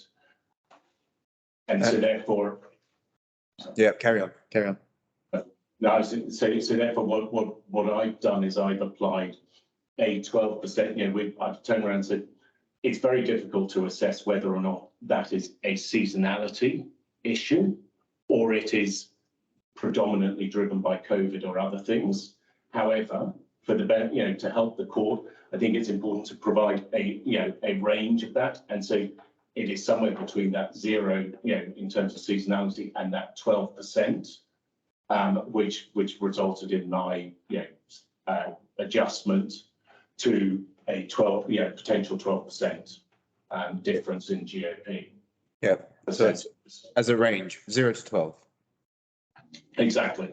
Okay. And it just to provide, so in terms of the way that Ms. Levine has calculated it, she has looked at the absolute GOP that is made and said that the GOP, the average GOP, is lower in the March to August period, by 37%. But that is what you would expect in a given a heavily restricted hospitality industry during that period in 2021. When you say absolute GOP, what do you mean? So she's looked at the total GOP in terms of the net number that comes in. So it will be lower because there were less rooms that they could have rented. They could have occupied, etc. As you can see, the revenue in that 6 months of March 21 to August 21 was 88 million, as comparative to 124 million in the September 21 to February 22. Okay. And I think that you both agree in terms of the costs incurred due to the delay period. I think you agreed that amounts to 3,600,277. But you both agree that you haven't received information to enable you to verify whether the proportion of salary allocated to the hotel by the 5 real estate brokers in respect of each individual is appropriate. And you also agree that you haven't received information to verify whether the expenses were incurred as a result of the delayed handover. Yes, that's right. Thank you. Thank you, Mr. Millington. I don't have any further questions for you. Mr. Calvanis, over to you. 5 minutes comfort break, Your Honor. Of course. Let's resume then just after 10 o'clock UK time. That's 1 o'clock. Thank you. Thank you. Thank you. Thank you. Sorry about that, Manoj. I think I kept. Right, Mr. Calvanis. Thank you. Thank you, Your Honor. Good afternoon, Mr. Millington. Good afternoon. Can you hear me well? Yes. We're neighbors, aren't we? I think you're in an index tower too. I am, yes. Excellent. If you can't hear me, I'll shout. I'm sure you will hear me through the walls. Thank you for being here. You issued a report, and then you and Mrs. Levine managed to agree to a joint report. I will ask a few questions, only a few questions from your original report, and then probably we will focus more on the joint report. And I assume you watched the previous days of the hearing, right? And the testimonies, the factual testimonies. Well, no, I haven't seen all of the hearing. Okay, right. It's not a big issue. I might refer to parts of the testimonies, and if I'm not correct, I will be corrected. Now, I understand. I see at 1.7 of your original report, it should be page I6 for the bundle, that you are instructed by the claimant, 5 Real Estate Development, LLC, correct? That's right. And it is 5 Real Estate Development, LLC that pays your fees, right? Yes. Okay, this does not necessarily have to do with the credibility. It is in relation to an issue that we discussed on the previous days. And you go on in paragraph 1.8 and you set out your instructions. You can see this, right? Yes. Yes. And your instructions are to assess delay damages pursuant to clause 8 of the subcontract.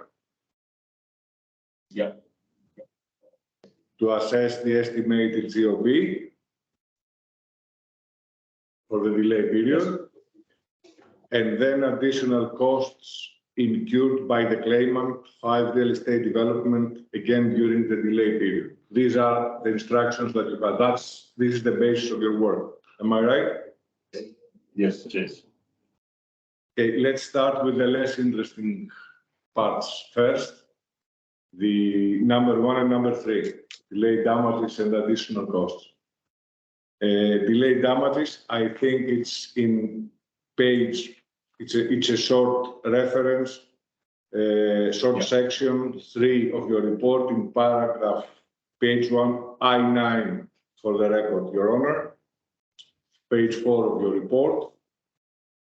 Basically, you took a calculator, you multiplied, you found that 40,000 times 170 days is 6,800,000, but then you noticed the cap and you noticed that it was capped at 4.7. That's all that you did. There was no further assessment. Am I right? That's right. Yes. And then the additional costs incurred are in section 5. Am I correct? That's right. Which starts at page 10 of your report, and it is page I-15 for the bundle. Am I correct? You are. Yes. Yes. And this is now, I understand it, and it is in paragraph 5.4, that it comprises the 3 elements. Salary costs paid by 5 real estate development, the claimant. Yes. What would be A&G in the P&L? Administrative and general, I guess. Sorry, could you repeat that? I use the same term that you used in this table that we will discuss later on. These are the administrative and general expenses, I guess. A&G. Yes. And then you have salary costs. Yes, go ahead. No, these aren't A&G. I think you're confusing A&G in the 5 hotel Jumeirah Village Circle with 5 real estate developments. Real estate development is a different business. They're not the P&L that we referred to earlier. I didn't mean that they are the same. I meant that they are the same category of expenses. Well, That it does not really matter. The salary costs are not the same as A&G, because the salary costs that are there for 5 real estate developments relate to the salary costs for all of the people that are employed within 5 real estate developments who may or may not be part of the administrative and general department. I haven't gone into that. So these salary costs are the costs of 5 real estate development employees. Yes. Yes. And then you have salary costs recharged by 5 real estate brokers, correct? Yes. Which is a chargeback. I suspect they are the brokers that did the marketing, and they were the brokers for the sale of units, or presumably you looked at it, I assume. I haven't been given details of what their employment was or what it related to. So all that we done, and I think as it states in the joint statement, is that we've agreed the amounts that were incurred, but not the proportions allocated, or indeed have any more detail as to why they were allocated. Yeah, but no doubt you confirmed that this recharge from 5 real estate brokers to 5 real estate development was justified. That it made No, sense. I haven't said that. No, I haven't said that. I've said that I haven't been provided with enough information to validate the percentage allocated in that recharge. No, I'm not talking about the percentage. I'm talking about the recharge in the first place. Whether it is 1%, 50%, or 90%, it's a different discussion. Whether there was, I asked whether you validated whether there should be any recharge, 1%, 10%, 50%, doesn't matter, of salary costs of 5 real estate brokers to 5 real estate development. Whether you validated this, have you? No, I haven't validated whether there should be any, because we don't have that information. Thank you. And office expenses, I assume these are the 5 real estate development office expenses. Yes, they're invoices that were addressed to them. Yes, and the summary to this, you have given different figures for each. I won't go into detail. I'm not interested to the details of telephone expenses or water and electricity. I will take them at face value. If we move to page 14 of your report, I-19 of the bundle, I assume these are all summarized under additional costs incurred during the delay period, right? Yes, that's right. You add them up and they are 3.6.2 million. 3,600,277 dirhams. Yes. That's your assessment. Yes. It is not necessarily important for you, for your exercise, but are you aware, have you read the witness statements made in this trial? No, I haven't. Including, so you have not read, not even Mr. Akiki's witness statements? Which ones are you referring to? Mr. Akiki made two witness statements. One of them is on 24th March. The first one is on the 24th March. Have you read it or not? I mean, you have or you have not. It's not necessarily such a big deal. No, I haven't. You have not. Okay, I say that because Mr. Akiki in his witness statement quantifies the same additional costs at 2.something million. 2.9, I believe, million, not 3.6.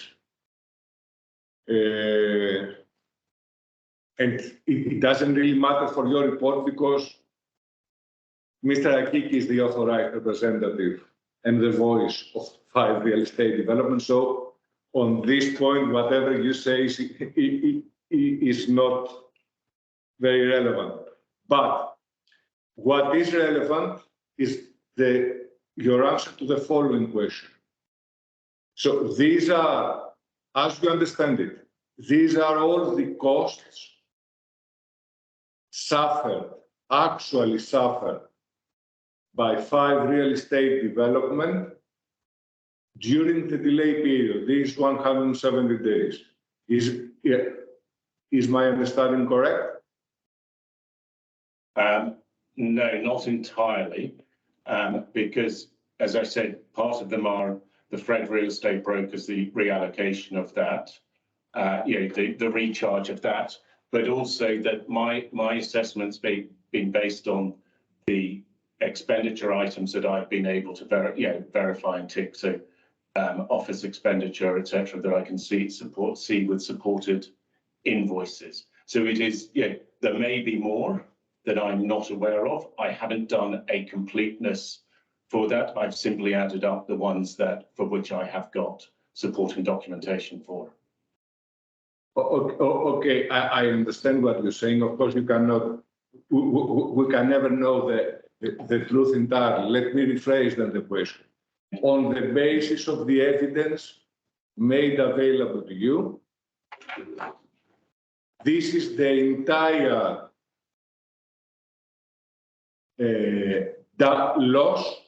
damage suffered by 5 real estate developers in its capacity as the claimant, as the employer in this contract, as the counterparty in the subcontract, that you were able to identify. Am I correct? I wouldn't say that they are damages because I haven't assessed them as damages. They are the costs that 5 Real Estate Development has incurred during the delay period that I've identified. Okay, potato. That fine. It's I will go with costs. Costs, it's fine for me. Right, now let's move on. This was all about the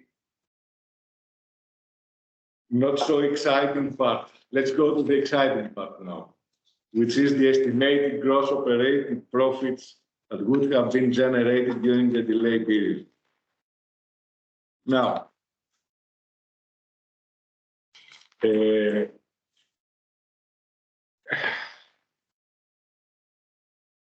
let me start as follows. And please confirm if my understanding and your understanding coincide. We have an owner, which is Unlimited One, right? We have an owner. And the owner owns the land and the hotel, correct? Sorry, he owns land and the hotel. Yeah, maybe you can hear me well, or my English are worse. Yeah. They're always bad. So I will be very slow. So we have an owner, Unlimited One, and this owner owns the hotel, the land, and the building, which operates as a hotel, correct? Correct. We have another entity, which is 5 Real Estate Development. Now, the owner, Unlimited One, is not a party in this trial.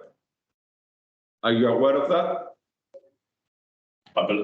Yes. We have 5 Real Estate Development, which is a litigant in this trial, which undertook the construction of the hotel on behalf of the owner. Do we agree so far? Yes. Yes. We have 5 International Hotel Management LLC, which is the brand owner. These are all mentioned at paragraph 16 of the joint report, which is at J4, if it helps you. Yes. And this is the brand owner. So, and I understand by that that 5 has an entity which owns the trademarks, the brands. Am I correct? Yes. And then we have 5 Hotel Jumeirah Village LLC, which is the actual hotel operator, hotel manager. Yes. This is the entire structure. Am I correct? That's right. Well, And sorry, it is the bulk of the structure. I'm sure there's more but we haven't looked into that. For example, there is 5 real estate brokers, which we discussed earlier. Yes. I'm talking about the entities that seem to be more relevant for this discussion. So this is the structure, right? Yes. And you weren't here, perhaps you missed it, Mr. Akiki, who testified that he is the Chief Executive Officer of 5 Real Estate Development, i.e. the claimant, but also the Chief Executive Officer for the Real Estate Development business of 5 Group. I don't know if you are aware of this, if you were aware of this. Were you? I was aware that he's CEO of 5 Real Estate Development, certainly. Okay. He confirmed that all of these are part of the same group, right? All these companies are part of 5 Group. Okay. They have the same ultimate owner. If my learned friend is looking for an answer, he can't get it because Mr. Millington wasn't here when Nabila Kiki gave these answers. I think it's And I stand to be corrected if I say something that is not accurate. It's to assist the witness. yeah, no, that's fair enough. Okay. We have established anyway, Mr. Millington, that all those entities are part of the same group and they belong to the same beneficiary. They have the same beneficiary owner. Now, there are transactions apparently between these companies. We have seen a few. We have seen the property development contract, which is the contract signed between the owner and the claimant. You have seen it, I think. You know what I'm talking about, yes. Correct?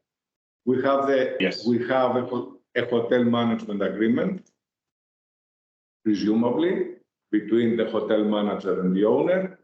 Am I right? It will be between various parties. It'll be a multi-party agreement. From my experience in hospitality, is that you will have the owner, the hotel operator, the brand owner, and all of those stakeholders part of that agreement. And if I'm not mistaken, these transactions between affiliated entities are called related party transactions in your language. In accounting, you refer to them as related party transactions. Am I correct? That's right. Yes. Okay. And related party transactions are treated from an accounting point of view. They have a very distinct. There are certain matters that need to be taken into consideration when an accountant has to deal with the related party transactions. Am I right? Well, can I also clarify that if you are to do a related party transactions, to do adjustments from it and net them out, that is different dependent on the ownership structure, which I don't know. All I can say is that from what you have said, and from my understanding that there are various parties within the group, so there will be related parties. The constituency of that related group, I'm unable to talk about because I don't have the information. I'm not asking you. What I'm trying to establish is whether related party transactions are required to be validated. I'm not sure if it's the correct word, to be confirmed as arm's length transactions. When audited, they have to be arm's length transactions. Am I wrong? From an accounting perspective, in preparing certain accounts, they have to be disclosed as arm's length, or if they are not, the purpose of that has to be disclosed. Right. That was exactly my question.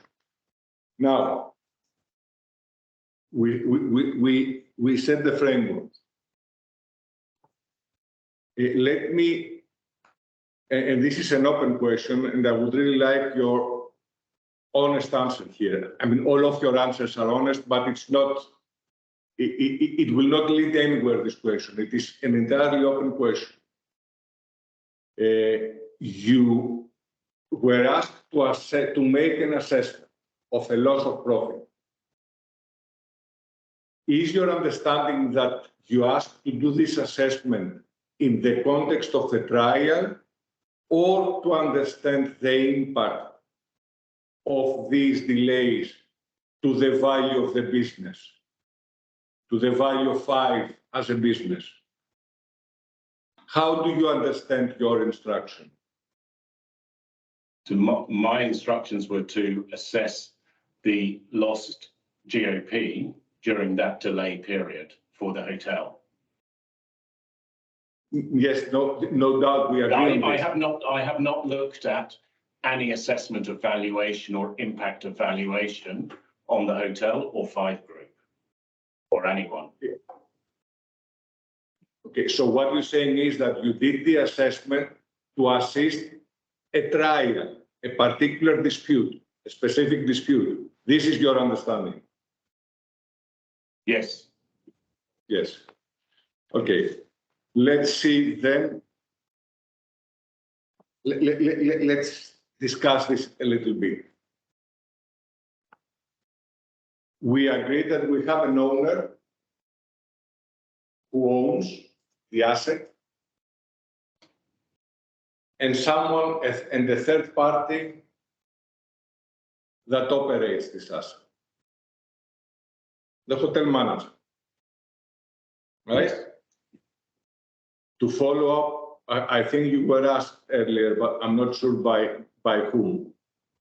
When you looked at the impact of the delays, you considered the financials of the manager, of the operator, not the owner. You looked at the manager, the P&L, the profit and loss of the manager. So I looked at the profit and loss that is prepared by the manager, that is based on under USALI, which is the Uniform System of Accounting for the lodging industry. So it has a set structure that has been established for many years, and those are prepared under that. Yes, but presumably you saw the hotel management agreement. No, I haven't seen the hotel management agreement.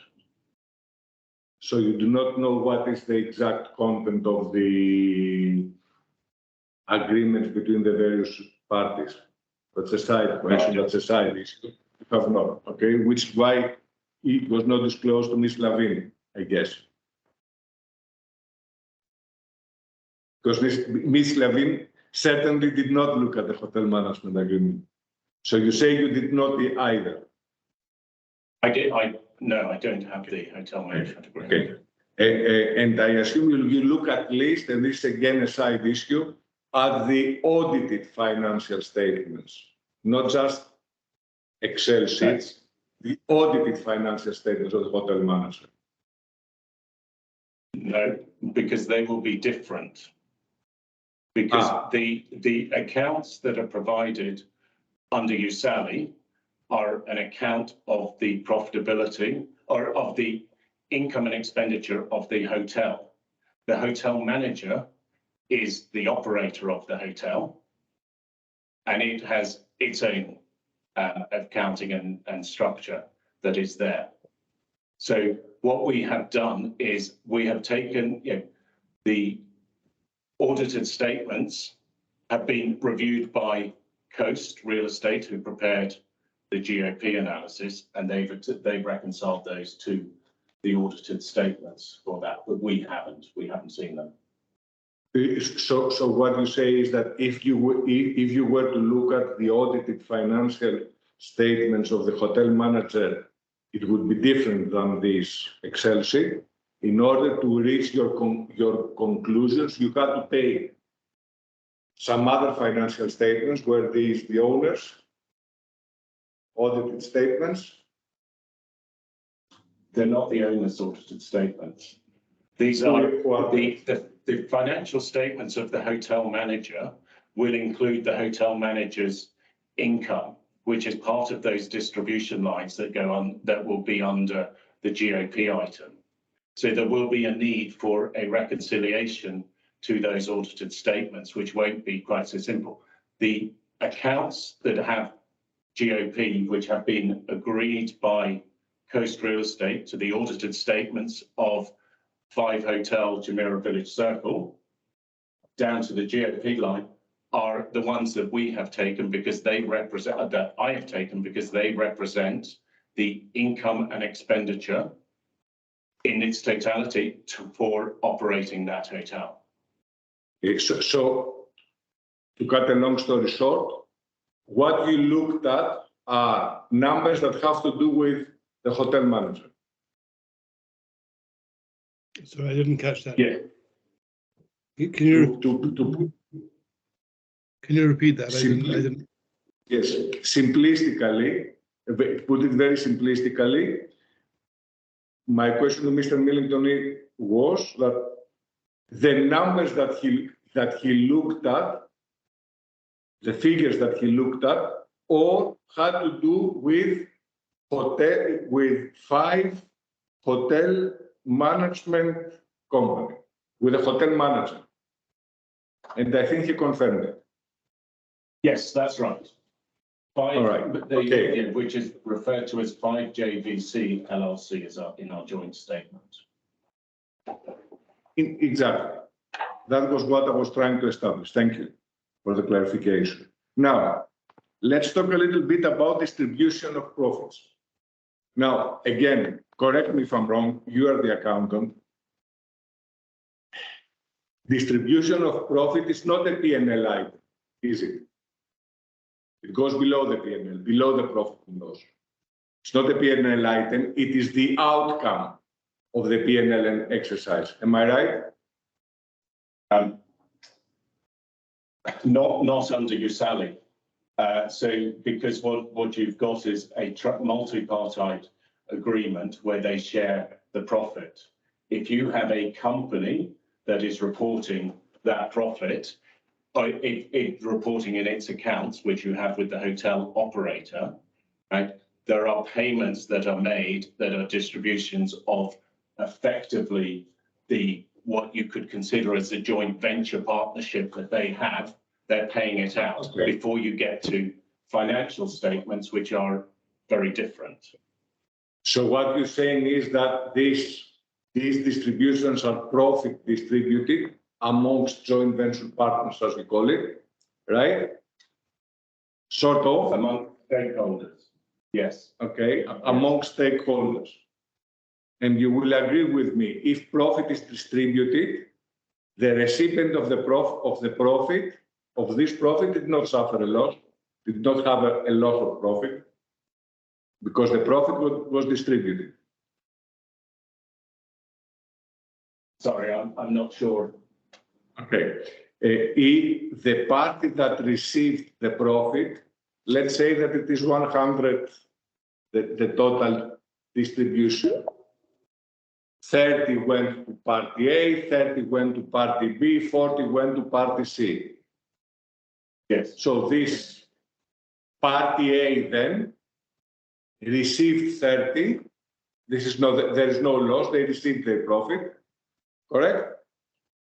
Yes. So if party A is the owner and of the 100, 30 went to the owner, then the owner received their profit. Correct? Yes. So there's no loss of profit if they received their profit. Yes, but they didn't. I'm not sure. We'll see. I'm not sure I get. Because if the profit is distributed to people, then there is no loss of profit. Yes.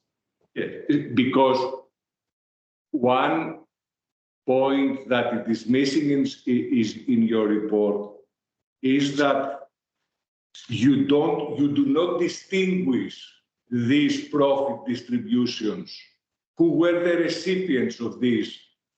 You call them profit distributions.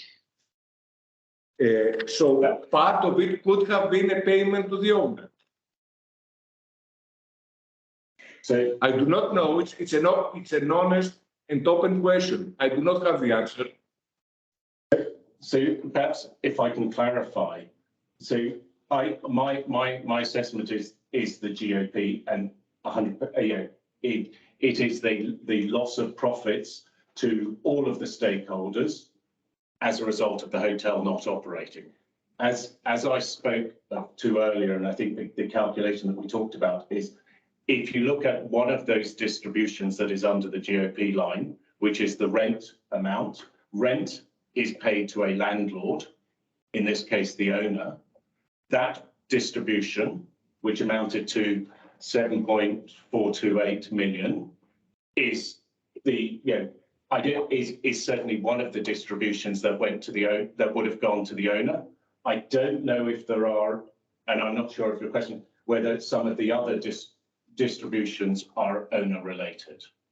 So if I don't use the word distribution, and I say that these rental revenues, for example, are revenues of the owner, I would still be accurate, correct? Yes. They would, okay.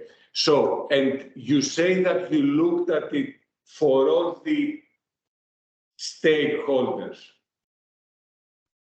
as if you looked at it at a consolidated level then.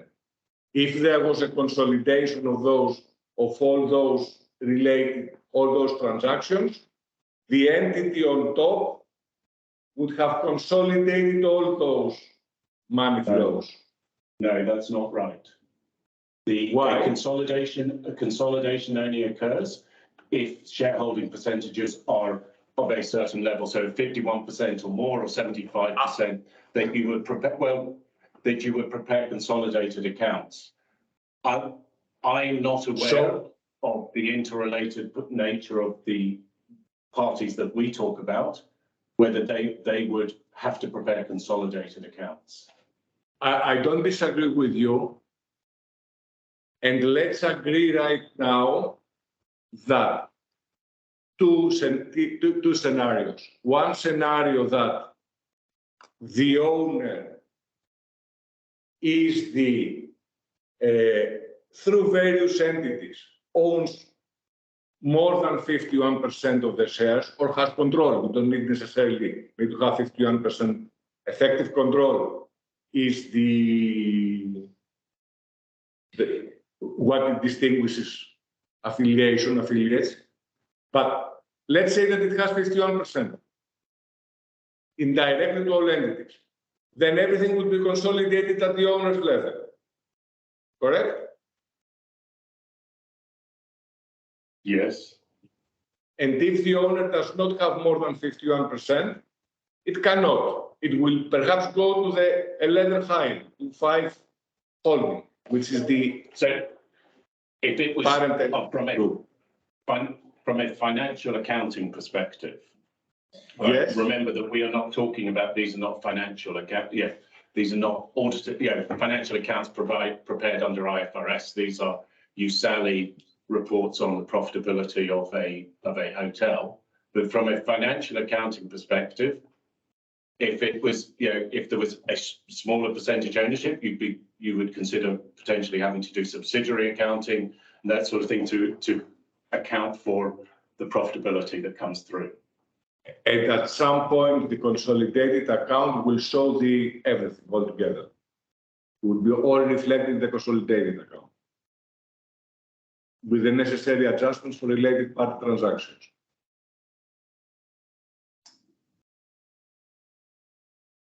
That's a question, I think, Mr. Millington. Yes, I mean, it's rather hypothetical, but if you are talking about consolidated accounts, it's a very, consolidated accounts would then, if you were consolidating all of these on there, if you took the assumption that all of those payments that go under the GOP line that are, let's assume they were related parties, the consolidated accounts would turn around and go, they would have all of the income and expenditure that's in there, and then you would finish it then. You wouldn't include any of those payments because the payment out would be offset with the income that comes in, so you would then be left with GOP. Thank you. Thank you very much. That was my question, actually. You answered my question. A side question. If I call these various entities, 5 Real Estate Development LLC, 5 Hotel Jumeirah Village LLC, 5 International Hotel Management LLC, Unlimited One, if I call them fellow subsidiaries, what do you understand with this term? Does it mean anything in particular, this term for you? Fellow subsidiaries? I would need to understand what you mean by that. If A it does, subsidiary is... it does or it does not. There's no need to lose time on this. Either you do or you do not. Now, let's go back to what you just said. Right? If we did this, if we did indeed were able to consolidate, took everything into consideration, we have revenues minus expenses, and then reach and then understand whether we had a profit or a loss.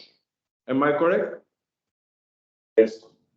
We agreed. Now, we have an owner who owns a hotel but does not know how to operate the hotel. No, let's take it differently. Let's assume that the owner actually operates the hotel.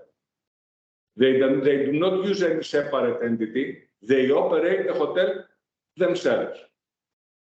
They would hire a hotel manager. Am I right? Yes.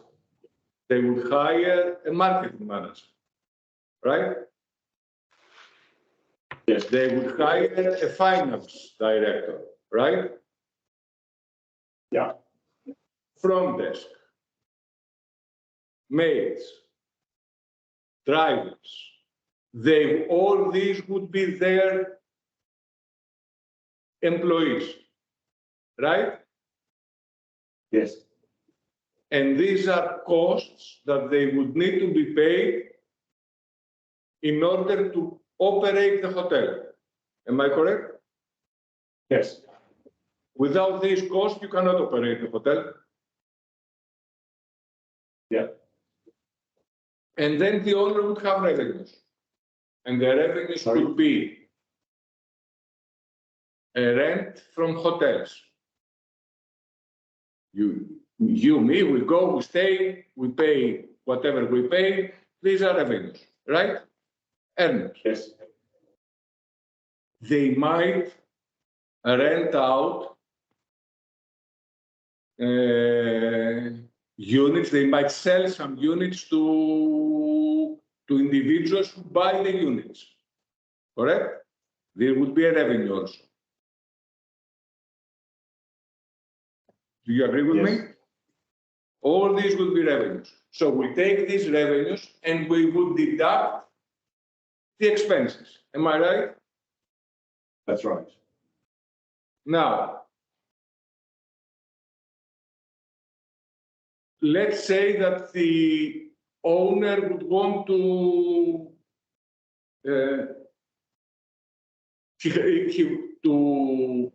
get an IP for the brand, to register his brand.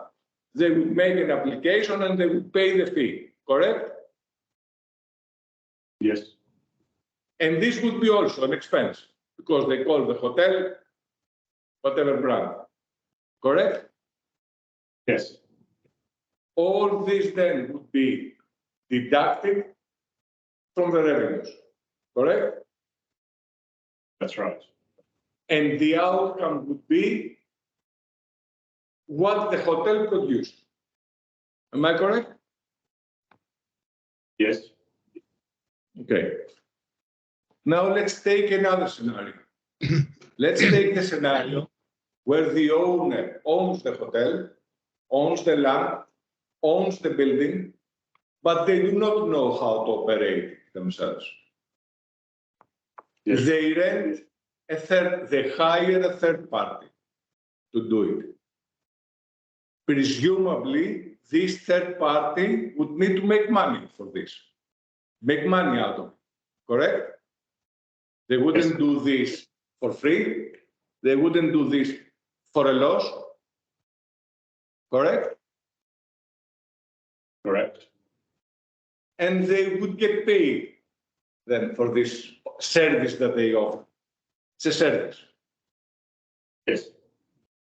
And in hotel management agreements, this arrangement can be the limit is the imagination of the lawyers drafting these agreements. There can be all sorts of arrangements how to pay the hotel manager for the services that they provide. Correct? Correct. It's not one form. It's not that the owner pays rent, pays a fee to the hotel manager. That's what I mean. They may be the fee of the hotel manager may be calculated in many different forms. Correct? The owner would rarely pay a fee to the hotel manager. They would. The owner would never pay the hotel manager.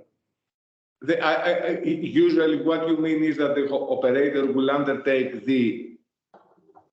all the expenses, and then they would pay back to the owner part of the proceeds after deducting expenses. I don't use any controversial term, gross operating profit, net operating profit. I use totally indifferent expressions. That's what you mean, and I agree. I think we can agree on that, right? Yes. Yes. Okay. And then the owner who has an experienced hotel operator, they want, however, that the hotel carries a specific brand, which is owned by a third party, right? And then they have to pay this third party that owns the brand a royalty. That would be a royalty, right? Yes. So from the owner's perspective, all these are costs, are expenses.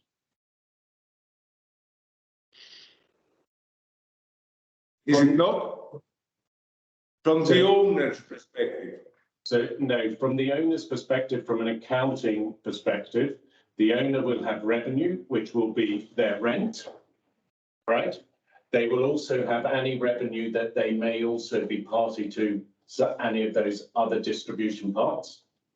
Against that, they will apply costs that relate to the revenue that they are generating. So it's a fundamental accounting principle that you apply, your costs are applied against the revenues that generate them. The owner is not generating hotel revenue, right? And therefore none of the hotel costs go to the owner. The owner is generating revenue through the various distribution agreements that sit within the hotel management agreement, which would be the rent payments and anything else that they may be party to. I don't know, but those. Which I hear you. It's not what you did, but I hear you. I hear you. But let me finish. Let me go on. Please, because there is a follow-up. I'm trying to get somewhere. Let's take a third scenario now. So we consider the second scenario where the owner is not the operator of the hotel and they engage a third party to do the operation of the hotel, right?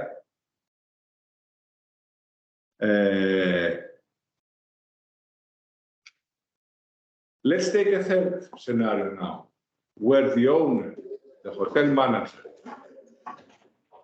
the brand owner, and everyone else are all fellow subsidiaries, related parties, affiliates, call them whatever you want.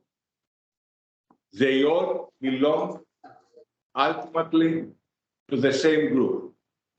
Will you agree with me that the same principles that would apply with any third party will need to apply between affiliates. What we said earlier as arm's length. Would you agree with me that any arrangement between the owner and the hotel manager have to be through arm's length transaction? If you were consolidating all of these group companies under one in terms of a consolidated account, every interaction between the different parties is conjured off. So there is no need to do an arm's length transaction because there is no related party transaction in consolidated accounts. Only for the, and why would you need to do that? Presumably, you need to do that to ensure that where there is taxation, for example, where there is corporate taxation, each entity pays the proper tax, correct? One of the reasons. No, so it would be for different reasons. So tax accounting is very different to consolidated accounting. So consolidated accounting is pure. Hang on. Tax will be paid at the, if there is taxation, will be paid at the profit eventually, right? So the profit at any level, I'm sure you are familiar with this. The profit at any entity will be audited to make sure that proper tax is paid where tax is applicable. It's not relevant here, it's a distraction from the discussion, but out of curiosity, you can't disagree with this. I'm not a tax expert myself.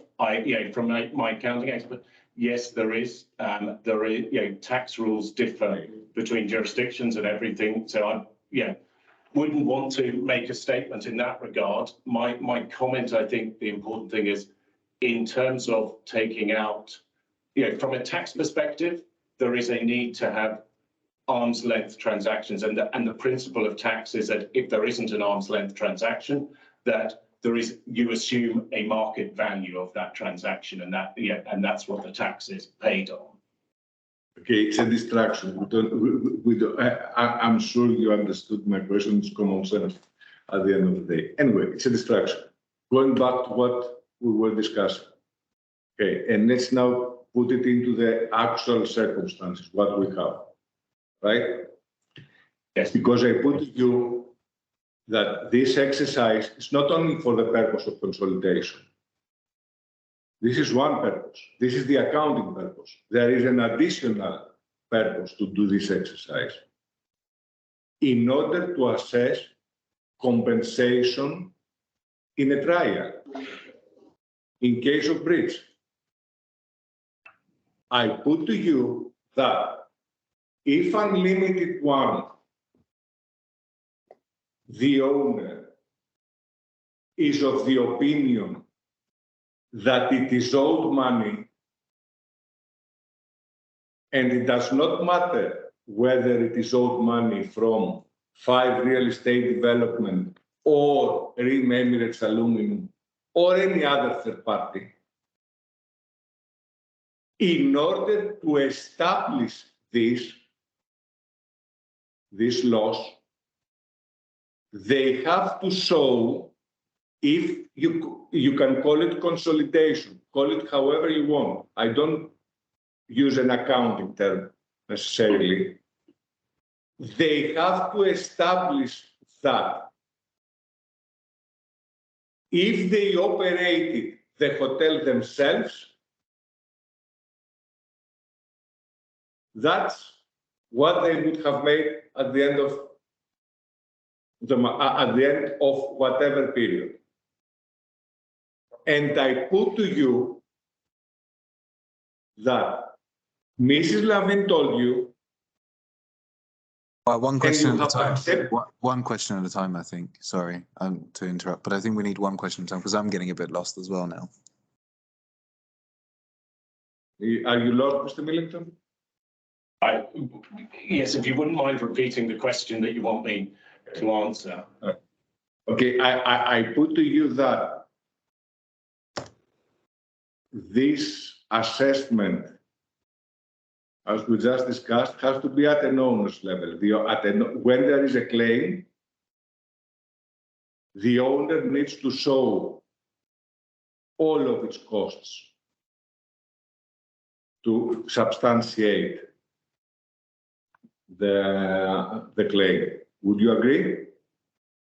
Yes. And I put to you that Mrs. Lavin told you that making the assessment of the gross operating profit the way you did it, i.e., keeping certain expenses below the line, is wrong. Did she tell you that? She disagrees with the assessment of gross operating profit as the loss. The important thing is, in the joint statement, I make the point that both Ms. Levine and my instructions differ. So my instruction is to look at the loss that was incurred as a result of the hotel not operating, for which GOP is the right figure. I have tried to assist the court this morning in making the comment in relation to the rent, which is an amount that is paid to the landlord, which is... I'll come to the rent. I will come to the rent, I promise you. So, I promise you. Can I just say that... But let me finish the question. Let Mr. Millington just finish what he wants to say. Mr. Millington. I think... Thank you, Your Honor. I think the important thing is my instructions were to look at the loss that was incurred as a result of the hotel not operating. In order to do that, you take in all the revenues that the hotel would have generated during that period, less all of the expenses that the hotel would have incurred in doing that, right? Which takes into account all of those salary, the marketing costs, the sales costs, your directors, etc., that we discussed earlier, and leaves you then with the GOP. Now, that amount is the amount that is then distributed to the stakeholders. At no point do I make a statement that that is the loss to the owner. That is the loss to the hotel not operating. When you say, sorry, Mr. Calvetis, just allow me to ask one question. When you say it's a loss to the hotel is not a legal entity as such. It's owned by someone or is run by someone. When you say you lost to the hotel, do you mean the loss to the owners, the managers, the what? So it is a loss to the operating of the hotel, which will be under the HMA, and the amounts that are then distributed below that line are amounts that are paid out to the various stakeholders. Okay, thank you. That are based on the... Mr. Calvetis, you better go back to your question. Do I really need to, Your Honor? Up to you. So, Mr. Millington, you confirm, I give it to you, you are very straightforward. You confirm what you have in the joint report, that your assessment considers the loss of profit to all stakeholders in the hotel, not the owner. Yes. If I ask you now, yes.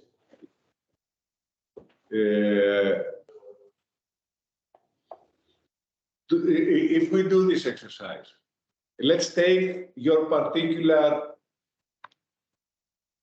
this spreadsheet, this profit and loss.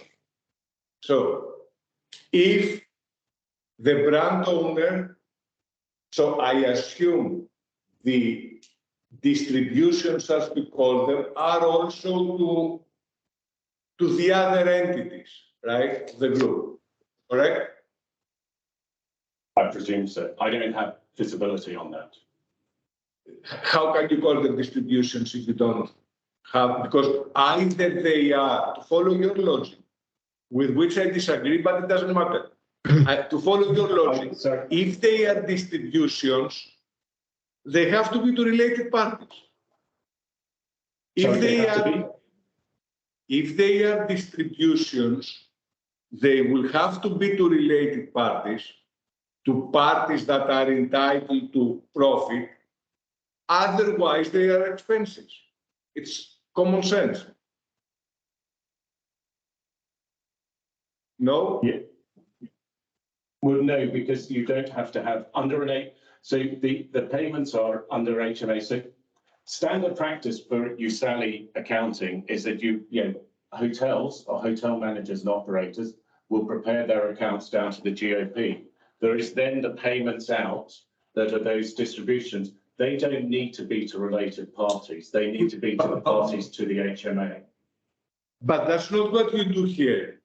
You don't put together financial statements to comply with these standards or any other standards for that matter. You prepare financial statements, a spreadsheet, they're not financial statements. You prepare this spreadsheet to assist us with the assessment of a very specific thing, the loss. Yes. So to follow your logic, do we agree so far? This is what you do? Yes. Yes, it's not an accounting exercise. It's a loss assessment exercise. Do we agree? Yes. If it was an accounting exercise, we would have a totally different question, a totally different discussion. It's a loss assessment exercise, correct? Correct? Yes.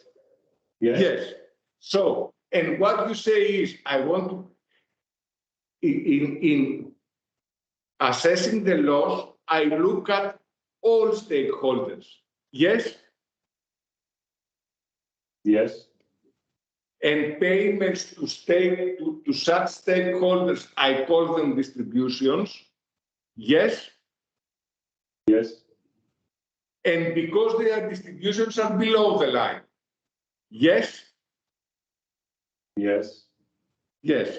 Well, So, please explain. Carry on. Right. So, if these payments were not to stakeholders, and what you mean stakeholders is other 5 group entities. Am I getting it right? Or do you mean anyone that has to do with the operation of the hotel? Anyone that is party to the HMA. So what you say is that in order to identify the loss of the operation of the hotel, the payment, the stakeholder is the brand owner, presumably, amongst them, right? Yes. Yes. 5 real estate brokers, amongst others, right? No, not. I don't know. I'm not aware of them being party to the HMA. So any payment to the HMA, you say it goes below the line.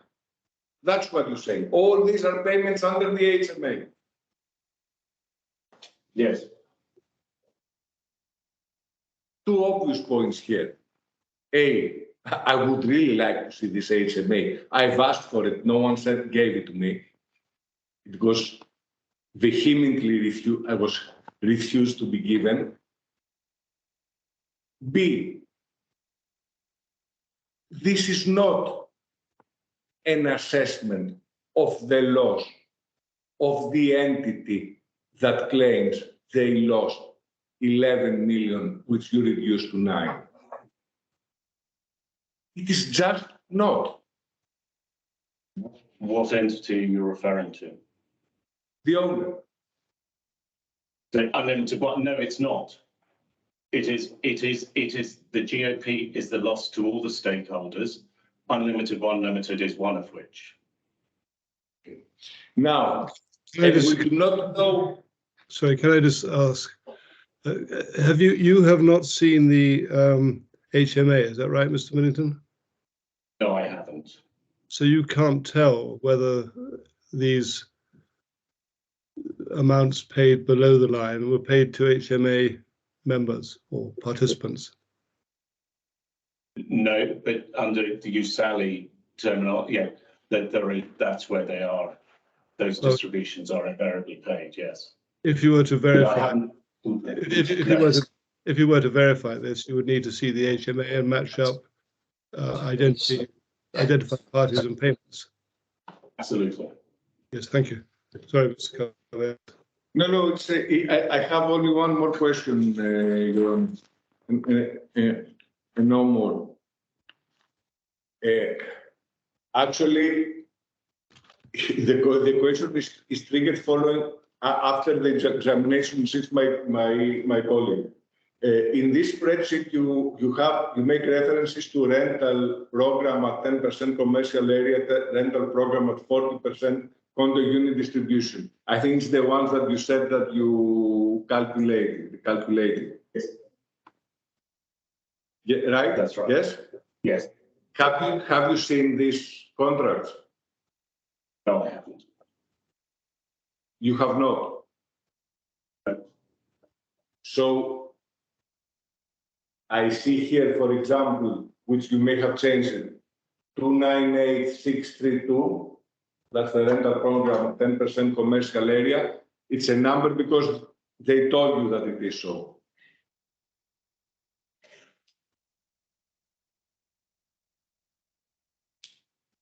Right? How can we know that it is indeed 300,000 almost?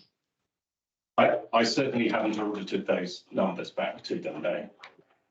Well, have you seen anything saying that 10% is payable by a rental charge for the commercial area?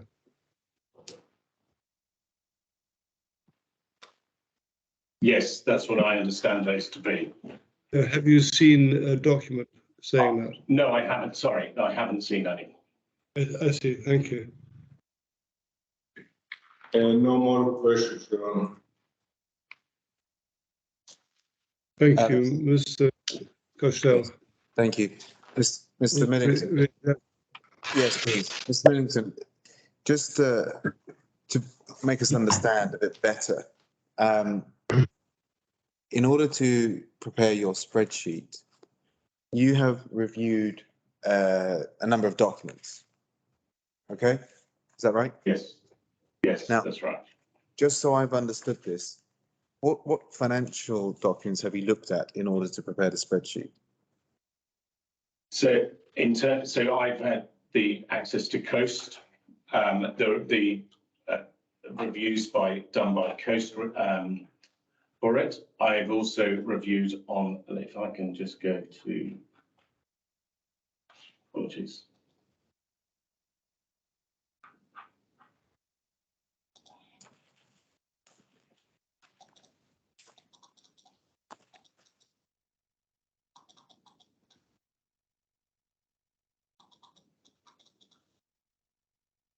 So I have had the monthly management accounts for Fred, Five Real Estate Development for the period of September to February. The revenue reports that are prepared for the hotel, both monthly and daily. I've had monthly management accounts that are Excel spreadsheets that are extracted from the accounting system for the hotel from September 2019 to February 22. There's been the audited financial statements of Fred. I've also had various invoices and payment vouchers and salary payment vouchers that have been there that I've used for some of the latter reviews. Now, in terms of the Coast, okay, let me ask you another way, actually. In terms of your calculations for the gross operating profit of the hotel, yes, which financial documents have you looked at in that for that calculation? So in that, it's being at Coast and the monthly revenue, the monthly management accounts for the hotel from September 19 to February 22. Okay. And for Coast, we know that stands for Chartered Accountants, Coast Accounting and Auditing. Is that Yes. Is that what it is? Yeah. That's right. So when auditors do their work, as it were, for want of a better expression, do their audits, what do they look at? What do they review? So auditors will review the accounting records, the underlying records to payment vouchers, bank statements, etc., for materiality, to ensure that they are materially correct within the context of the business that they are reviewing. I'm not sure about this one, but do they look at, for example, the contracts themselves? They will in certain instances, yes. Okay. So in terms of, say, for example, the rental program at 10% and the rental program at 40%, do you know if the auditors would have looked at that to verify? I don't believe Coast would have, because I don't think that because their review only went down to GOP level. Right. But what about the revenue accounts? The revenue was all verified to the audited accounts, and they reconciled it back to audited accounts. But so just to make sure I've got this, the revenue, sorry, let me put it another way. The management accounts, which you reviewed in order to do your figures, you relied on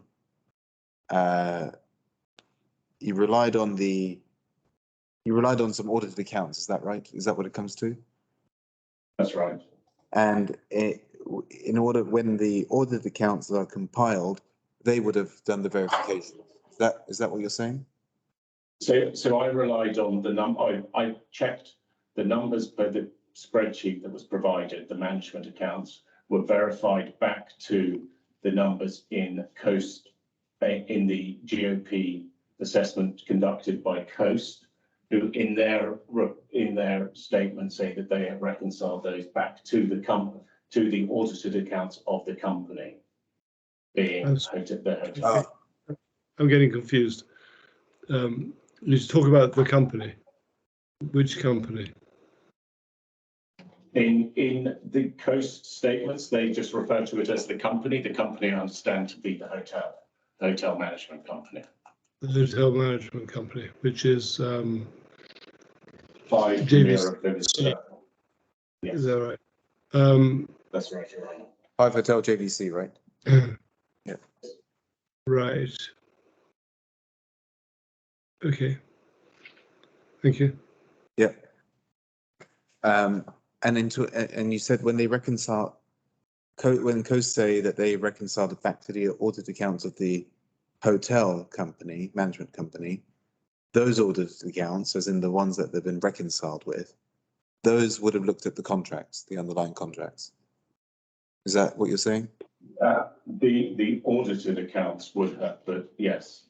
Yeah, that's what I mean. I mean, I haven't done any review of the auditors, but a generic conversation.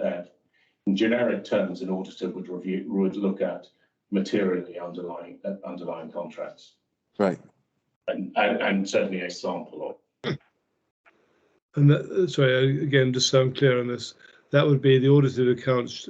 They would have looked at the contracts, supporting or underlying the entries above GOP or below GOP as well. So, the entries below GOP haven't been looked at by Coast. And therefore, I don't know whether there have been no reconciliation of those to audited accounts. Because on your analysis, it wouldn't be relevant to the accounts of the hotel company. Indeed. In terms of the loss to the hotel, yes. I see. So your evidence that probably the auditors would have verified the contracts underlying the various entries would apply to things like payroll and that sort of thing at items 40 odd in your table. It doesn't apply when you get to 59 onwards. No, because I don't know what that part hasn't been reconciled because it didn't form part of coasts. I see. Thank you very. Sorry, Mr. Costello. No, that's fine. So in terms of where you get your information from for below the GOP, where does that come from? That comes from the same management, the same estate accounts that I was provided with on management accounts from September 19 to February 2020. Yeah. So the management accounts, for short, Yes. And those Yes. were or were not audited. I just want to be clear. Those aren't audited. Right, got you.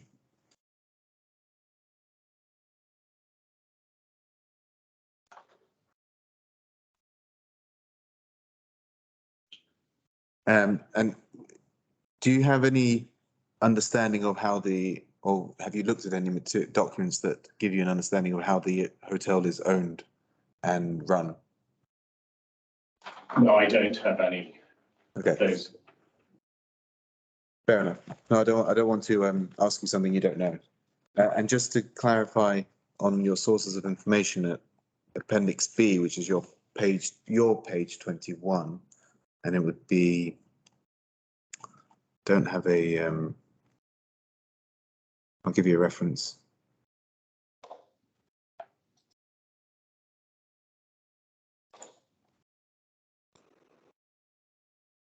Yeah, well, I'm looking at I-26. Right. Yes. So I just want to clarify, because you were asked about whether you had seen a witness link from Mr. Akiki. You have listed it there, and this isn't a memory. This isn't a memory test, so I'm just wondering whether this helps you. I have reviewed it. I don't know any of the detail of it as Yeah. So, oops. Bear with me.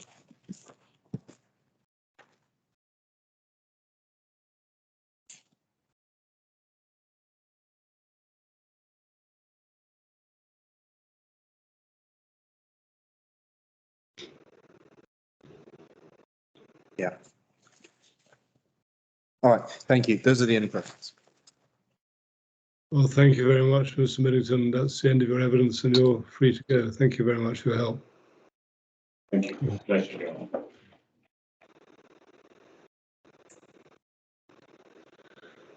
Right. It's now 11:16. It's 12:12, 2:16 with you. What do you want to do now? Do you want to go straight into, or after a short break, into Ms. Levin, or do you want to have a longer break at this stage? I would personally welcome a lunch break, if that's okay. So, Carvelis, you want a lunch break? I have to stop eating, Your Honor. Can you say? I mean, the television does not do me honor, so no. Let's have the break. Okay. Let's. We're okay for time, are we? Yeah. Oh yes. My cross-examination is very short.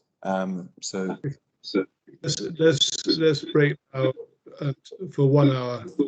Resume at 12:15 my time, 3:15 your time. Okay. thank you. Thank you very much. Thank you very much. Apologies, Your Honor. I think I lost track of time. Don't worry. Right, is Ms. Levine here? She should be. Yes. No, that's Good it. afternoon, my lord. Yes, I'm here. It's good afternoon. Are you ready to? I'll ask the court staff to administer the oath before you give your evidence. Thank you. Thank you, my lord. Good afternoon, Miss Levine. Could you please state your full name and occupation for the record?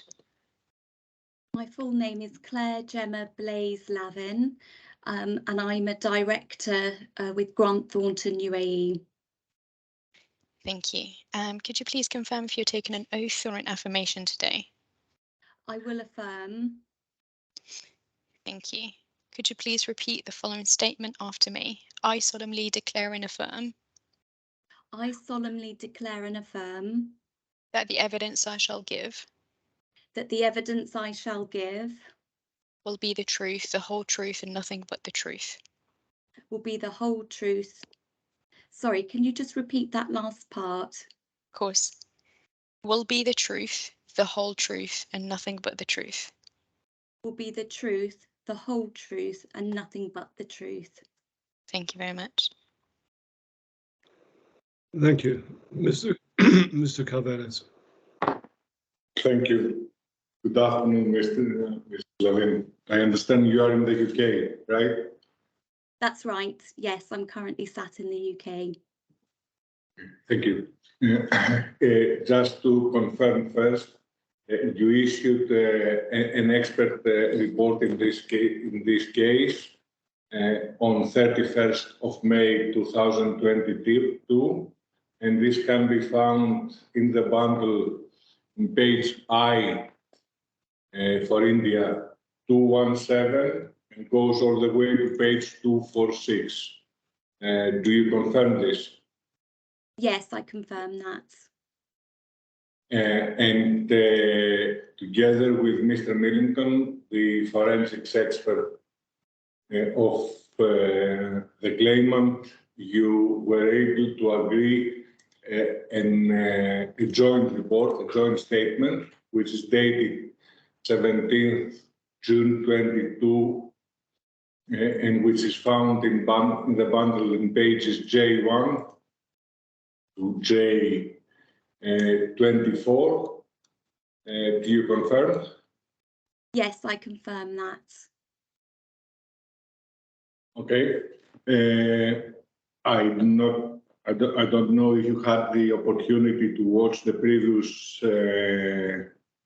days of this trial, the previous sessions of this trial, and earlier today the examination of Mr. Millington. Did you? So I haven't attended the whole trial. I attended Monday, so part of the cross-examination of Mr. Akiki, and I've been online for the trial all of today since 8 o'clock, since the start of today. Thank you. You read Mr. Millington's report, you met with Mr. Millington, hence you were able to agree the joint statement. Can I ask you, in your opinion, did Mr. Millington assess the loss, the profit lost by Unlimited One, i.e. the owner of the hotel, in your opinion?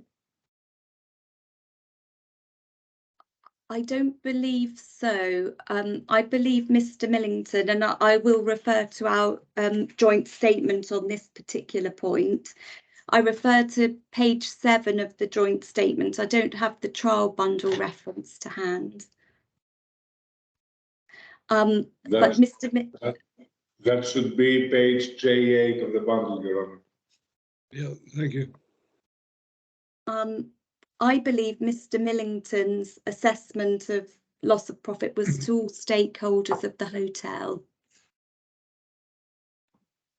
You, on the other hand, did you attempt to assess the loss of profit for all stakeholders or for the owner of the hotel in particular? So I attempted to assess loss of profit to the owner, and that is clearly stated, and I will refer briefly to my expert report. You'll see section 4 of my expert report is entitled Loss of GOP to the Owner, where I address Mr. Millington's calculations. And in your assessment, presumably on the information available to you. Had the hotel opened in March 2019, as the claimant argues, and operated since then for the first 6 months of operation, from March 19 to September 19, is your assessment that the owner would make a profit or incur a loss? So when I looked at the loss of profit to the owner, I looked at net profit. So just to be clear, when the management accounts of the hotel were made available to me during the process of the joint statement, I summed up the profit or loss in each of those months in the delay period. And those calculations are appended to the joint statement, and the hotel made a loss during that period, the first 6 months of operation. Now, Mr. Millington insists that the proper benchmark to assess the profit that the hotel would make during these 6 months is the gross operating profit at the hotel manager level. Do you agree with this approach, with this methodology? Sorry, my lord, could and would you be able to repeat the question? Yes, I will. Mr. Millington, in his report, argues that the proper benchmark to consider to assess whether there would be profit or loss during the first 6 months of operation is the calculation of gross operating profit at the hotel manager level. Do you agree with this? No, I don't agree with that. And why is that? Because to assess a loss of profit to the owner, you would have to incorporate all costs that had been incurred in operating the hotel. So to take it at gross operating profit level would have ignored costs below GOP. And I would like to point out that in the management accounts that were made available to me for the hotel, there are costs below GOP, they're referred to as fixed charges, to get to a net operating profit. That's an operating profit of the hotel. And what is the point about it? The point is that there are some costs that sit above GOP and some costs that sit below GOP. A lot of that is driven by USALI, which is the uniform system of accounting for the hotel industry. And GOP is a key KPI in the hotel industry, mainly because operator fees in most cases are assessed on GOP. But what there is also are costs below GOP, in this case referred to as fixed charges in the management accounts that have been made available, to get to a net operating profit. So what do I understand correct? That what we are saying is that the results of the hotel operation is one thing. Whether the owner did actually make a profit or incur a loss can potentially be a different thing. Is this what you're trying to say? Could you repeat the question, please?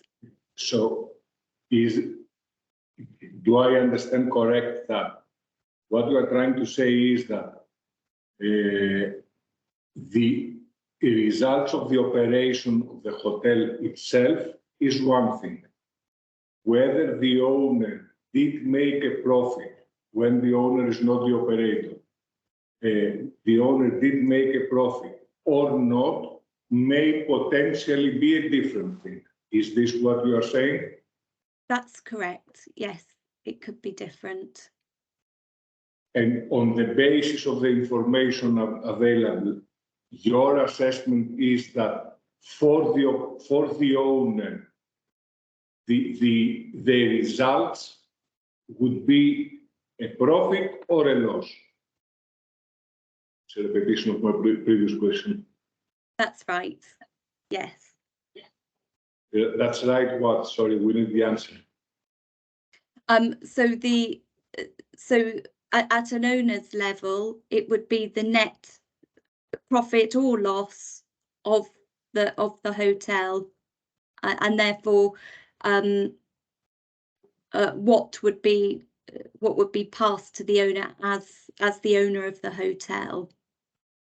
Right. Now, Mr. Millington made several references to what he calls distributions, which in Mr. Millington's assessment all fall below the line. And therefore they're not taken into consideration for the assessment of the gross operating profit. What do you understand about distributions? Well, firstly, my understanding of a profit distribution in terms of the words used by Mr. Millington, my understanding of that from an accounting perspective is a dividend. Profit distributions are made to shareholders after net profit. So the residual net profit, and there are some technicalities around exactly what you can distribute as a dividend. But typically a dividend would be made out of net profit and it wouldn't be reflected in the income statement. So in other words, distributions would not include payments to third parties, non-shareholders, I mean.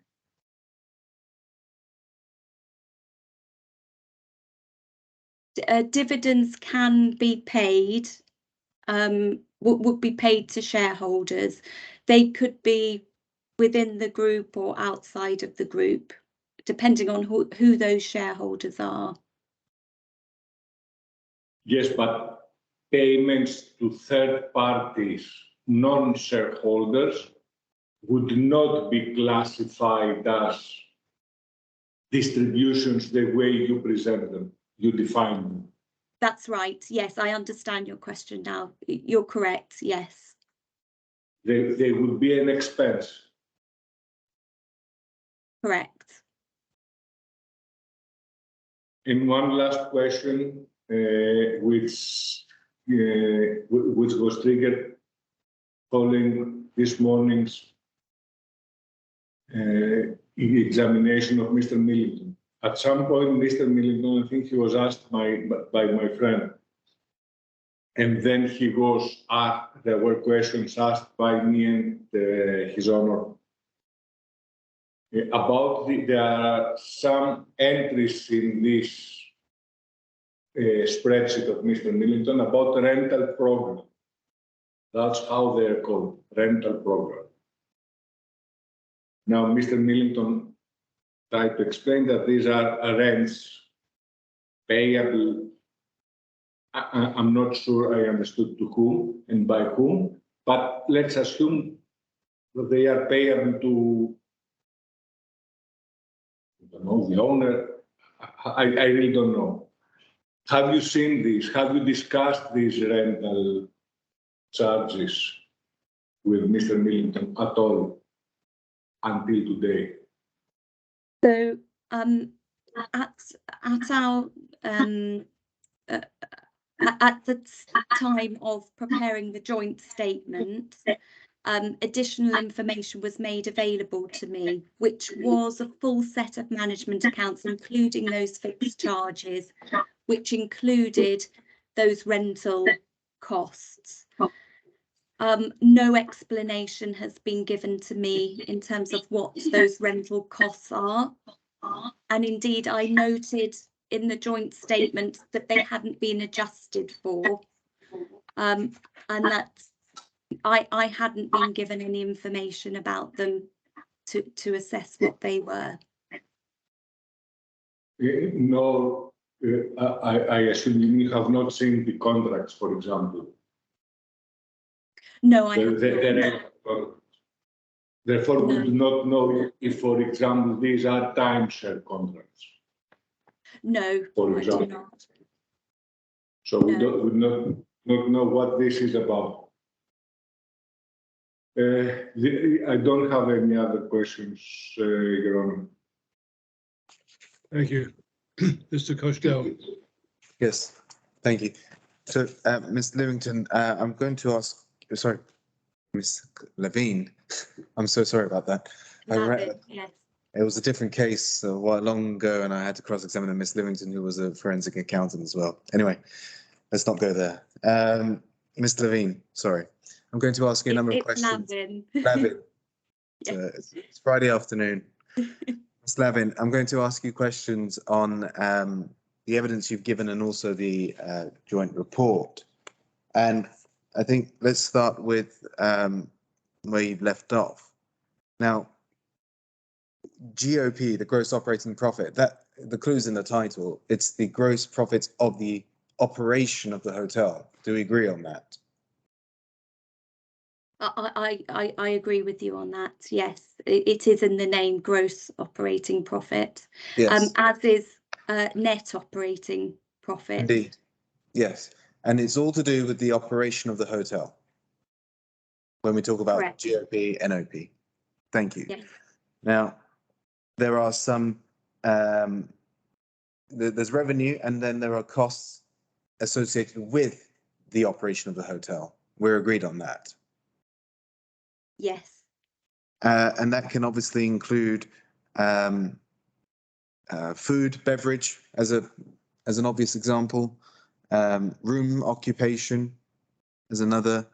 And do you agree it can also include the sale of any condo units or any rooms that are being sold, for example?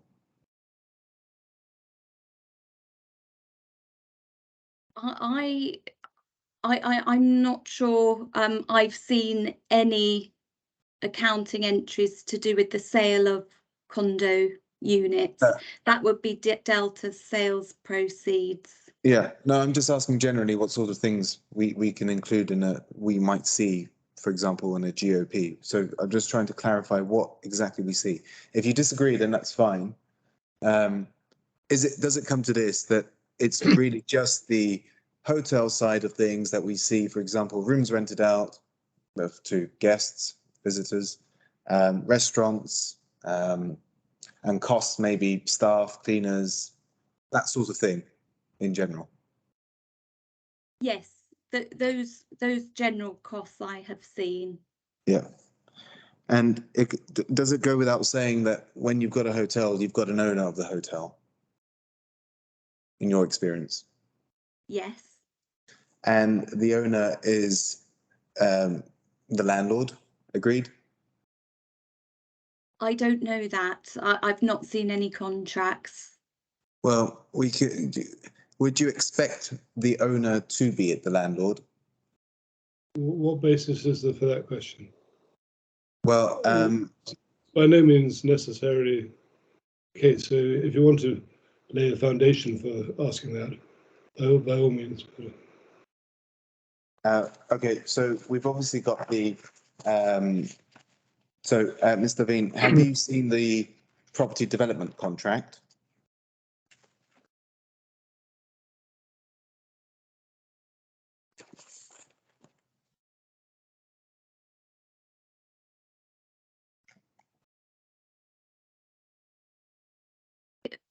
Sorry, would you be able to clarify that which contract you're referring to, please? It might be easy if I just put it on screen for you, because I don't want to be sidetracked too much. So it's the property development contract. It's at E Echo 398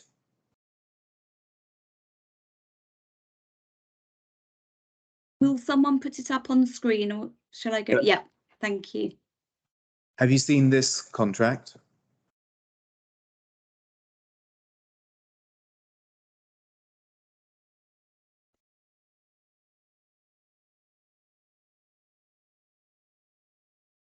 This is with.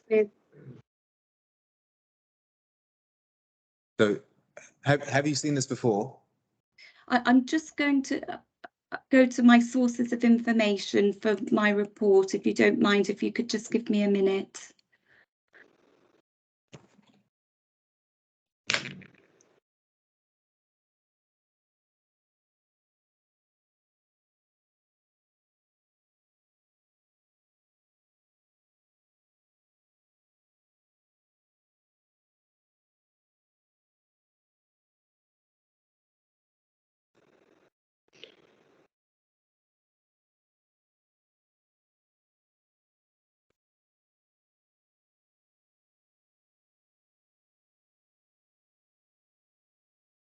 So I have seen a property development contract between Fred and Reem. So I can't see that that is between Fred and Reem. So I don't believe I've seen that particular property development contract, no. Okay. So you think you've seen a property development contract between Fred and Reem? That might be the subcontract agreement, my lord, that Mr. Lavin's referring to. But so you've never seen this before? This is the first time you're seeing this, is it? Yes, I don't recall seeing this. That's why I wanted just to double check. Right. Okay, understood. So we're going to take this slowly then, because this is a property development contract. It's between Unlimited One Limited, which you are familiar with as a party, aren't you? As a named company. Is that right? That's right, I am, yes. Okay.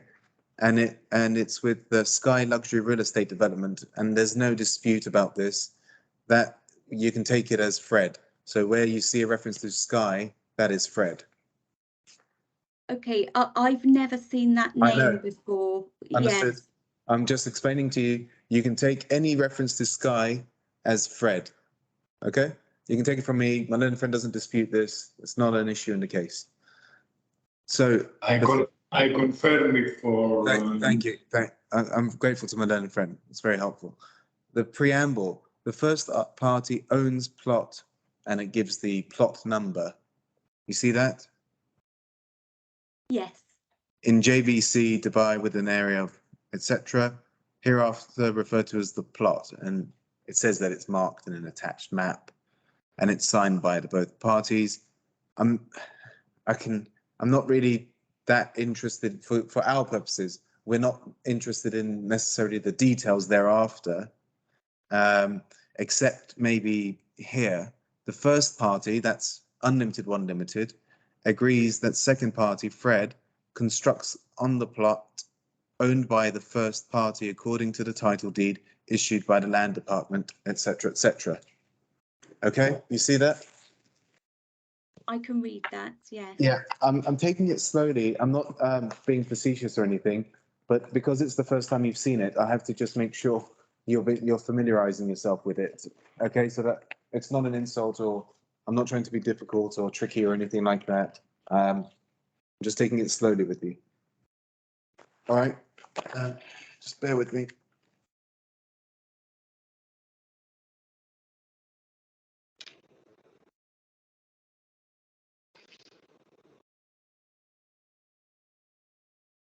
I assume that you would not have seen the next document I'm about to show you, which is just for everyone's purposes. This is the Real Estate Regulatory Agency of the Land Department, and it's at page E406.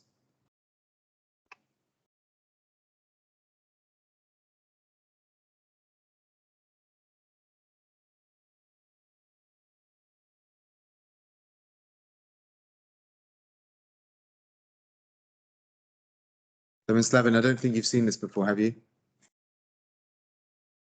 No, I haven't. Okay. So this is the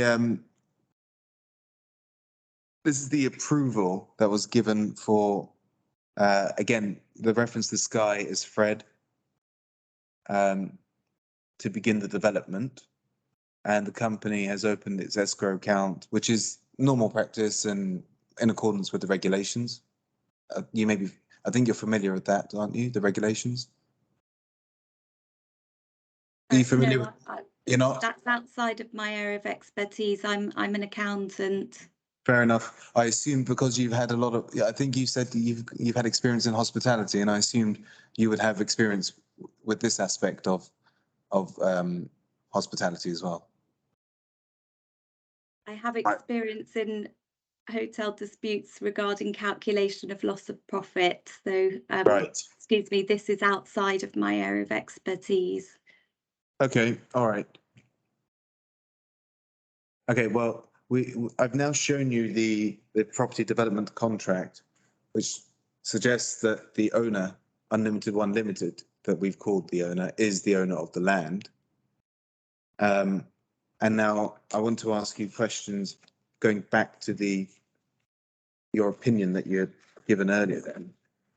So we established that GOP is the gross operating profits of the hotel.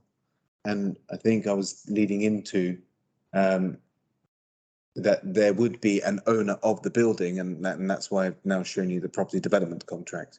Having seen that contract now, would you be willing to consider that there would be an owner of the property, and that was Unlimited One Limited? Sorry, you put a contract up in front of me. You were partway through going through a paragraph in that contract, but we didn't discuss it further. I'm not sure the relevance of the document that you put in front of me. We can go back to it if you wish. I'll do it to assist you.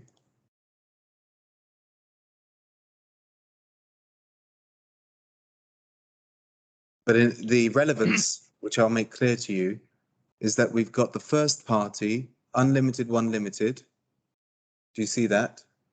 Yes. And we've got the second party, Sky, which is Fred. Yes? Yes. And then the preamble, the first party owns plot, and that's the plot number in JVC Dubai with area of 69, etc. square feet, referred to hereafter as the plot. So it's saying that the first party, the Unlimited One Limited, is the owner of the plot of land. Okay. I follow. I follow you. Okay.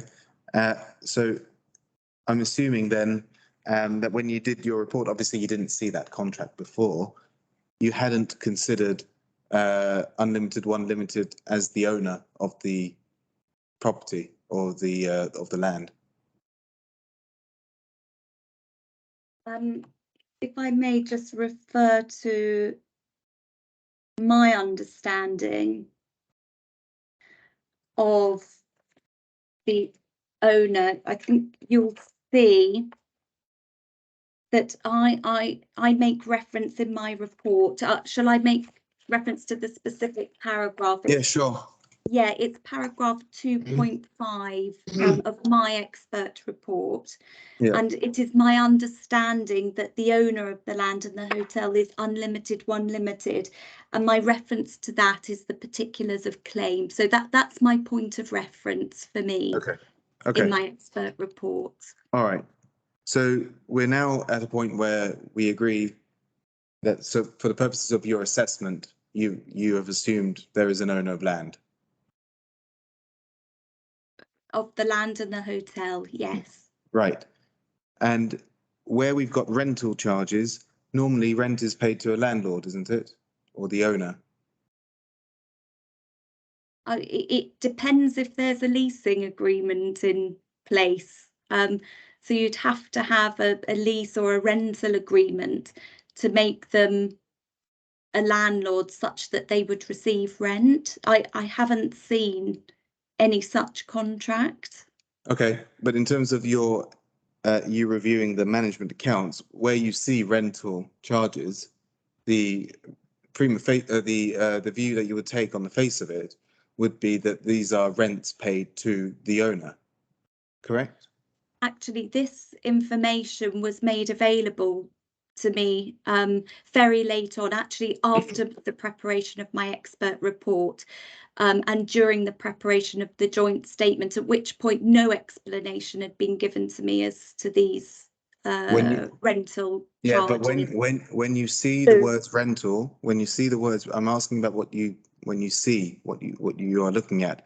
When you look at rental charges, rental program, rental and ×2, those would give, I say, are pretty clear. When it's rent paid to an owner or to the landlord. Okay, well, I would like to give you my first gut feel of what I thought those charges were. That being said, no explanation had been given to me. But what I understand in hotels is that sometimes there are individual owners of various hotel rooms that perhaps, it's an investment for them and they would get a rental income from that. So actually, my first feel of when I saw those rental charges is perhaps they were rental payments to individual owners of various rooms that perhaps would have sat outside of the owner.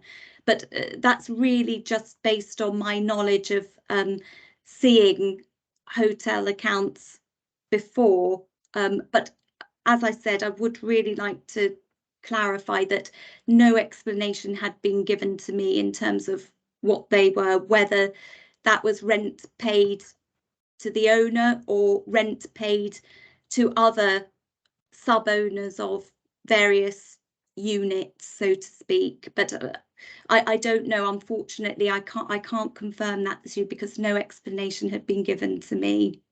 So what it comes to is when you look at the operation of the hotel, and in terms of when you look below the line and you see rental charge or rental program, I think we agree that there must be an owner for the rent to be paid to. You're just saying you don't know who the owner is.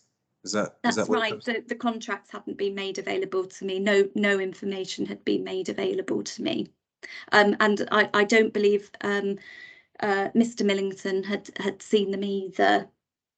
So perhaps he wasn't able to give me an explanation of what they were. If indeed the GOP is the owner's GOP for the purposes of this discussion, if it is, and the owner is the recipient of the rental program. I thought it wasn't the owner's GOP. Sorry? So I thought the whole point of Mr. Millington's evidence was that this was the GOP for the hotel, not the owners. Yes, I know. I'm putting it in a different way.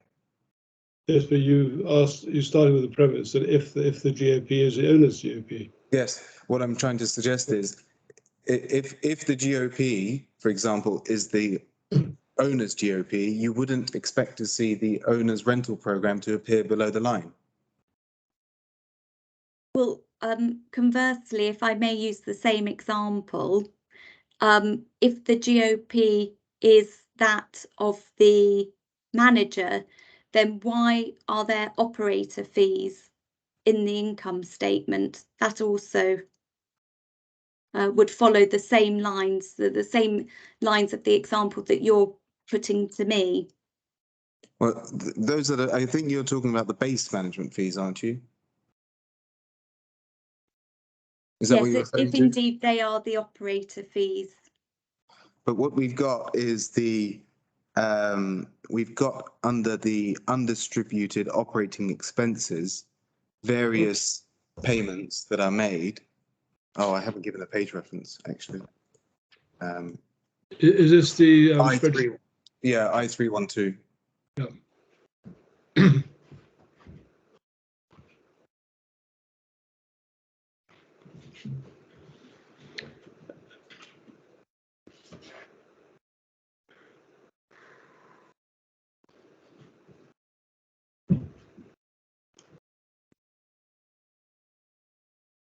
Yeah. So under the profit from undistributed operating expenses, A&G. In fact, let's go through them. A&G, that's administration in general, isn't it? Are we bringing up the management accounts of the? You don't have it in front of you? No, I don't. Apologies, I don't have them in front of you. Perhaps we could just share the screen. Yeah. I don't. Sorry, I don't have them in front of me. If you just share the screen, thank you. So I'm looking at line 43. A&G payroll, A&G expenses. So this would be administrative in general. Do you agree with that? That explanation was given in Mr. Millington's testimony as admin in general. I wasn't given the full name. Okay, but A&G, I'm surely you will agree, when you see A&G on in terms of even accounting, A&G is admin in general, surely, no? It's normally administrative and general expenses. All right. Yeah. Yeah. Okay. So HR is human resources. I don't think there'll be an issue on that. Yeah. IT is Yes. IT is very common. Yeah. Information technology. S&M, sales and marketing. Sales and marketing. I would understand that to be yes. And R&M is retail management. That I'm not sure. I believe Mr. Millington said that was repairs and maintenance. Oh, sorry, repairs and maintenance. You're absolutely right.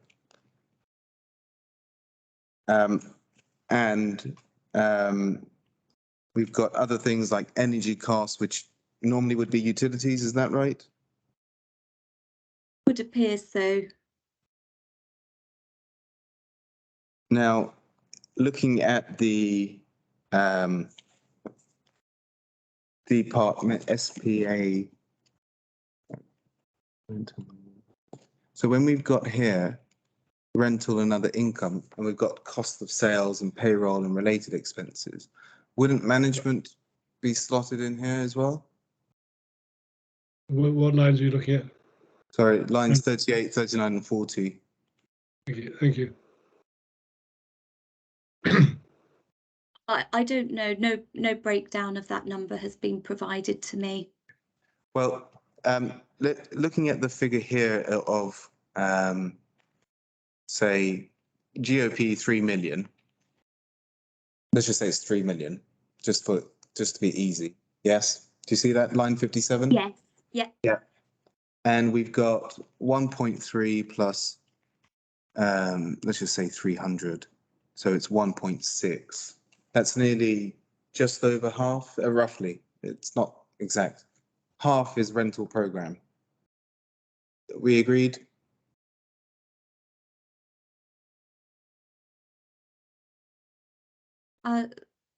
Sorry, you're saying the total of those two, lines 74 and 75, is about 1.5 to make it straightforward, which is about half of 3 million dirham. Yes, I agree to that. Yeah, just roughly. About half. Yeah, and what I'm saying is, if the hotel, if this were the owner's GOP, then it would be paying half in costs to itself. That's quite a lot. Would you agree with that?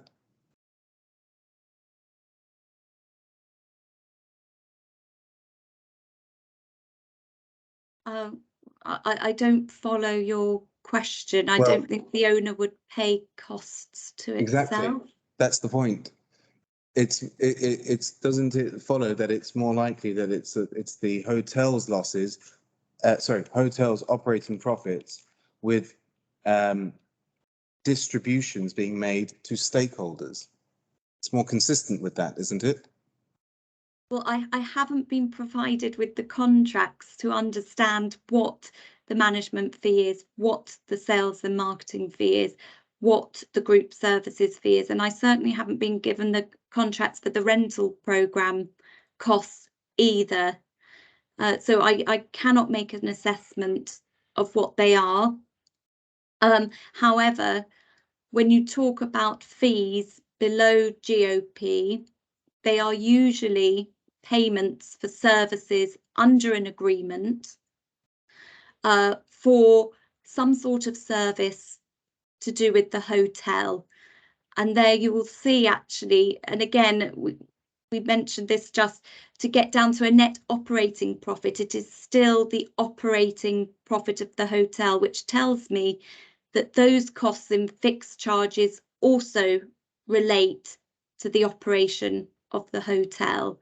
So that there's some sort of service, but unfortunately I can't tell you what they are, though that information hasn't been made available to me. I don't know who what the contracts are, and I don't know who the stakeholders to which you refer are. Yes, but so Ms. Levin, what I'm suggesting to you is where we've got gross operating profits of the hotel and where we have stakeholders, those would appear below the GOP line, wouldn't they? Payments to stakeholders, if the references to shareholders, wouldn't be in the income statement at all. What if it's a reference to, say, an investor or another group company where there is an agreement between them? They would appear below the line, wouldn't they? No, if there was a contract, for example, with a third party to pay rent, that would go through the income statement as a cost. But when you've got, say, the hotel, so when you've got the hotel, you've got all of the revenue and all the costs in the operation of the hotel, and then what you're left with is the pot of money, if you like, that's the leftover from the costs of running the hotel. Then thereafter, we've got, sorry. Sorry to interrupt. You've just got to be careful to refer to profit versus cash. It's not a. Let me start again then. What I said was, when after we've taken into account the revenue and all the costs in the operation of the hotel, then we've got the pot of money that's left over, which is the profit. But I'm just trying to keep it very simple for my own simple mind. So it's not a pot of money. Cash is quite different to profit. Accounting profit is not accounted for on a cash basis. Okay, all right. Profit. We're left with profit. Then the profit can be distributed between other companies depending on the agreements. I appreciate you haven't seen them. I'm not criticizing you for that. I'm just saying, is it right that where those agreements exist, you would see it below the line, those distributions? No, you wouldn't. You'd see the costs that relate to that specific contract in the income statement. That profit then goes into equity in the balance sheet, and dividends based on the rules around dividend distributions are paid out of shareholders' equity. They do not appear on the income statement. If indeed the rental program at line 74 and 75, if indeed they go to the owner, okay, if they go to the owner, they would be reflected in a profit and loss sheet created by the owner or for the owner, right? If the owner was receiving rental income, yes, the owner would have its own separate income statement with rental income. Okay.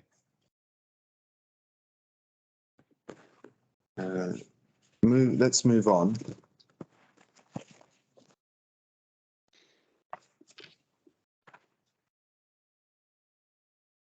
I'm going to deal with some more general points. You refer to in terms of your assessment at page 12 of the joint report, you and Mr. Middleton deal with the use of performance of other 5 hotels as a benchmark. You're aware that there's only one 5 hotel in Dubai with 5 Palm Jumeirah? Yes, I believe so. I can't be 100% sure, but I am aware of the 5 hotel on the Palm. Okay. I do know that one exists. Right, but what we've got here is that there is informational data, or let's say financial records or data, whatever, however we want to describe it, of 5 Jumeirah Village Circle Hotel actually operating, which would, I suggest, be better than the 5 Palm Jumeirah's records or data, etc. Do you agree with that? So perhaps I could just set a little bit of context around why an alternative methodology may be appropriate. In the absence of any consideration or reference to an alternative methodology in Mr. Millington's report, and also given the difficulty in assessing what the proxy period and the impact of seasonality, and as we know, there were other factors impacting the particular period he took to assess seasonality, which also included Expo. I felt there could have been an alternative method considered, which would perhaps assist in looking at loss of profits because of the difficulties faced with the proxy period and seasonality. And that was not to say that one method was better than the other. Indeed, I do state in my expert report that you can consider one methodology as being more representative over another, or perhaps you would take 2 of the 3 methodologies as being representative. You could take an average, for example. So I certainly wasn't saying one would be preferable over the other. Just in my assessment, there could have been alternative methodologies that may have got Mr. Millington to a figure that would have been representative for the proxy period. Let's look at what we can agree on. The 5 JVC hotel was a startup hotel. Do we agree on that? I believe so. It was. Okay. It was Right. The 5 Palm Jumeirah hotel is in a totally different area to the 5 JVC hotel. Do we agree on that? Yes. And I think you are aware, or you could be aware, I hope, that the 5 Palm Jumeirah hotel has been operating for a number of years, a lot longer than 5 JVC. Are you aware of that? Yes, I believe it was. It opened sometime during my my time living in Dubai. Good. Yeah. Okay. So with these points that we agree on, would you agree with me, therefore, whilst it may be one or an alternative method of analysis that would have been available in the circumstances, it's better to look at the 5 JVC's own performance, given that it's a startup and in the area that it operated in? Do you agree with that? Well, it certainly could have given some information. I agree with all the points that you've put forward, but for example, seasonality, if the 5, the Palm, sorry, I don't know the official name for it. 5 Let's call it the Palm. Yeah, the Palm, let's call it the Palm. had been operating for a number of years, then you could have got some more historical data from that hotel to understand things like seasonality in Dubai. So Mr. Millington could have used it to understand, how that hotel had operated, because that information might have been made available to him at the time. I do believe he said that information wasn't made available. No information on 5 the Palm was shared with him. Again, I was merely highlighting that there could have been other sources of information to assist in his analysis. All right. Looking at market data, other market data, not just the other hotels. Market data looks at the average occupancy of 5-star hotels in Dubai. Is that right? Yes. And the average daily rate looks at all hotels of all number of starred hotels, as in 1 to 5 stars, but it's weighted because we may have more 5-star hotels than, say, 1-star hotels. Is that right? Yes. But I think it's right that 5 JVC outshone the competition, for want of a better expression. Is that fair? Yes, there's some analysis that Mr. Millington has put together to compare the performance, but of course it's still not comparing the exact same period. It's still trying to assess a delay versus a proxy period.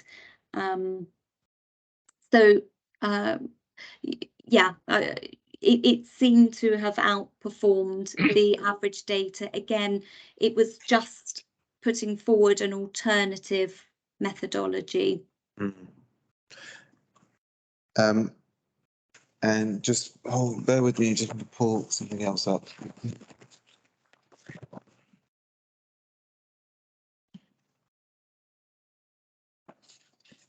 Yeah.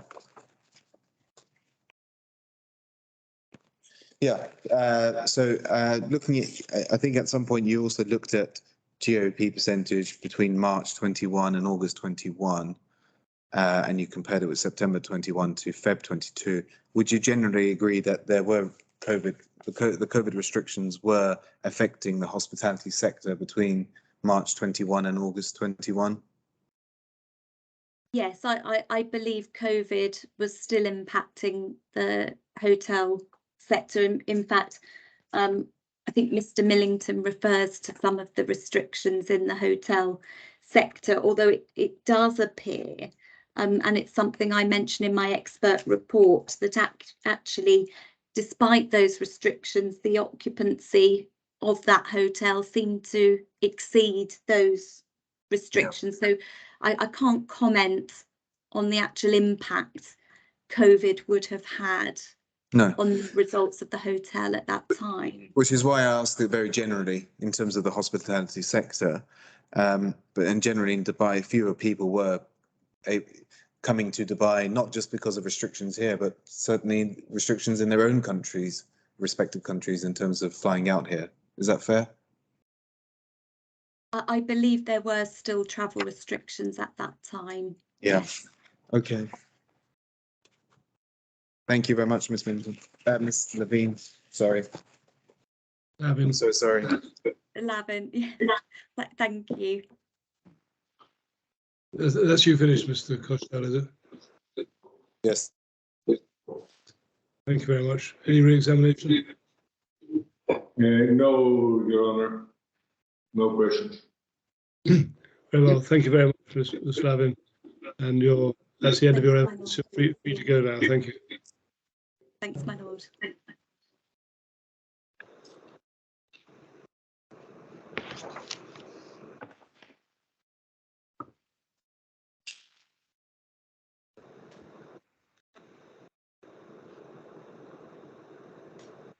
Right.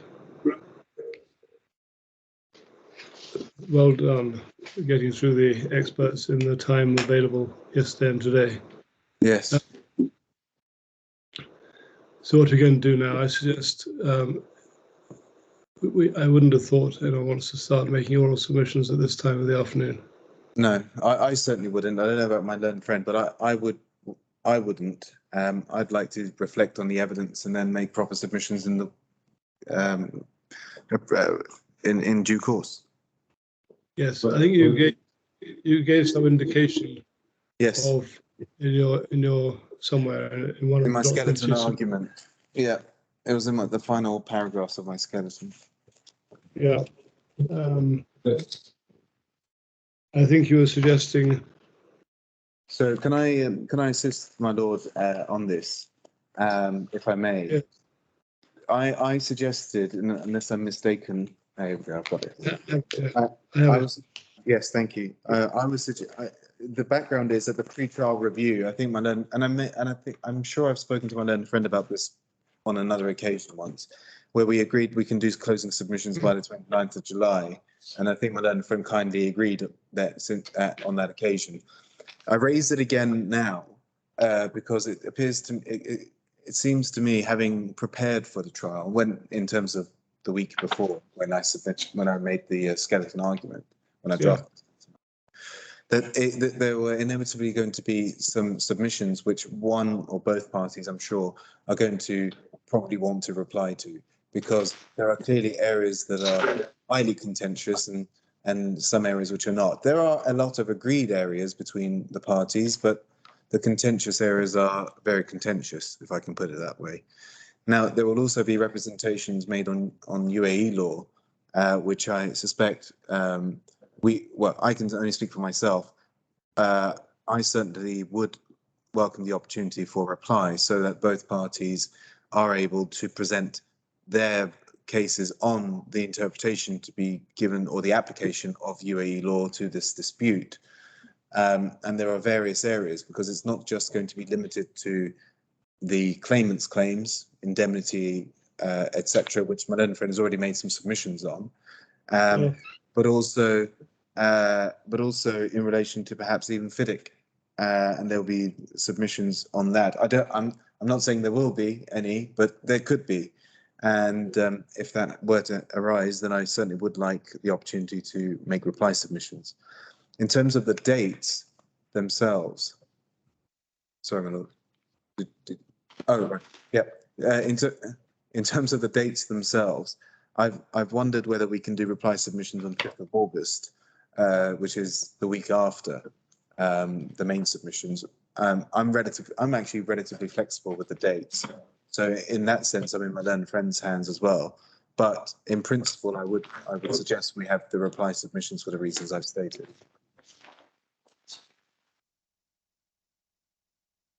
Oh, you're on mute, my lord. Mr. Carvelis, do you agree or disagree or abstain? I agree to many, agree with many, and disagree with you. To start with what we agree on, I do agree that closing submissions and closing submissions in reply do indeed make sense. I would actually request your permission that the reply submissions, there is a gap of 2 weeks between submissions and reply submissions.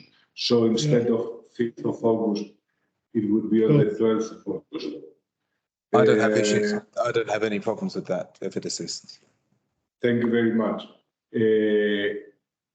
I agree with my friend that there are issues that each party need to respond. I'm not sure if he means in submissions separate than the closing. If he does, then I would disagree. If he does not, then I think we are on the same line.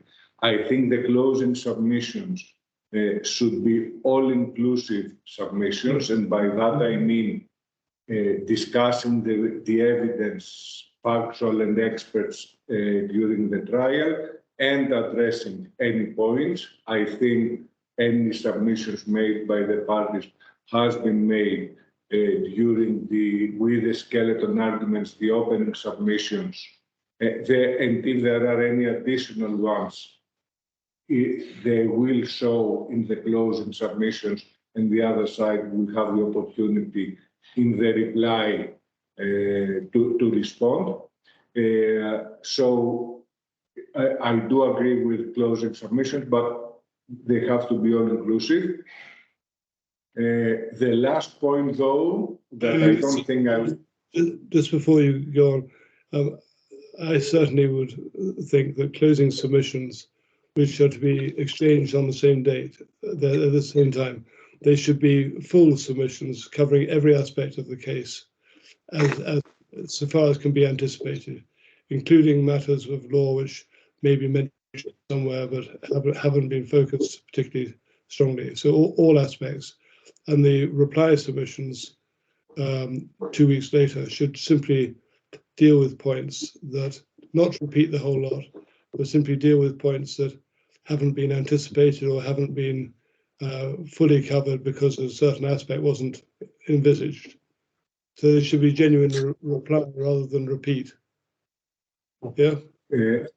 Thank you, Your Honor. Personally, I agree, and I wonder now, and you made me wonder. I know that my learned friend will be away for a few weeks very soon. I think he's already packing, mentally, I think. And I know that my colleague sitting to my left will also be away for a significant period. And I will be away towards the end of that period. I wonder then if we could, afford ourselves another week, so we agree the closing submissions a week after than the 29th, I think on the 5th, and have the reply on the 20th. Again, To make sure that if it's going to be full submissions. No, I don't have any issues with that. As I've said, I'm very flexible on dates, so the later the better is actually fine by me. Anyway, full submissions by 5th of August, reply submissions by the 19th of August. Yes. Thank you very much. On the other hand, Your Honor, if I may, sorry, I'm not going to interrupt. I thought you concluded. Carry on. I'm not sure I would agree with my colleague that oral submissions today are totally redundant. I think we have a little bit of time. The evidence is fresh. I would be happy to spend 15 or 20 minutes summarizing what we heard or did not hear during the last 5 days, which might in fact expedite the overall process. But I'm in your hands and of course the hands of my colleague. Mr. Costello? I'm afraid I don't agree with my learned friend. I'm sure as much as, even though it's tempting, I think the right thing, certainly from my perspective, is in terms of my duties to my client, I would like to reflect properly before making any submissions on the hoof now, even in the next 15 minutes, even with a break. Because it's been 5 days, there's been a lot of evidence, it's been intense for everyone, and I'd like to properly reflect. I also don't think it should be one party can give oral submissions and the other shouldn't. I think it's all or nothing. Yeah. I agree, it's all or nothing, and I think I'm not going to force you into the position. So I think, Mr. Carvelis, I can see the attraction of it, but I'm not going to force one party against their will to do this. So I think we'll pass on that. What I wanted to keep open is the question at the end of submissions, closing submissions and reply submissions. There may be some question I want to raise. I don't know. It's possible, and I will reserve to myself the possibility either of sending a written few questions to parties, or even inviting parties to have a half-day meeting. Certainly. It's not by any means certain, and it's quite likely I won't need that, but just in case. What I would like, though, before submissions, and this could be done, I hope, within the next few days, the thing I mentioned at the beginning. Okay, so we should be in I think it's been agreed, certainly from my learned friend's side. I've now since looked at it, the latest version, and I've accepted the changes, and I'll pass that on to my lord as soon as this hearing's over. That's great. That identifies, by reference to the relevant pleading, the heads of claim, as it were, and where they can be found, and the things about. And each party, so for example, the claim where the claimant says it is in their pleadings and where the defence denies it in their pleadings, and with references to skeletons as well. We've also just put in a small proviso, which I'm sure my lord won't be surprised to see, that we will make full submissions in due course.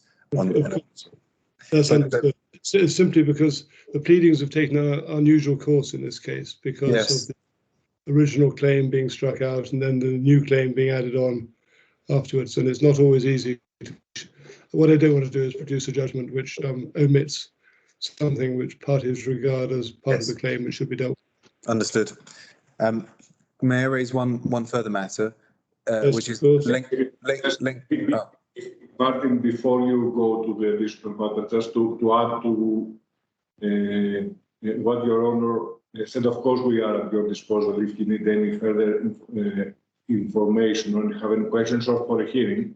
But I was thinking that if you have the opportunity now that it is fresh and you think that it would be helpful to address questions now, while preparing the closing submissions, that might be helpful for us because it would help us focus on what you see as the critical points in this trial, rather than doing what lawyers love to do, talk, whether we talk or we type.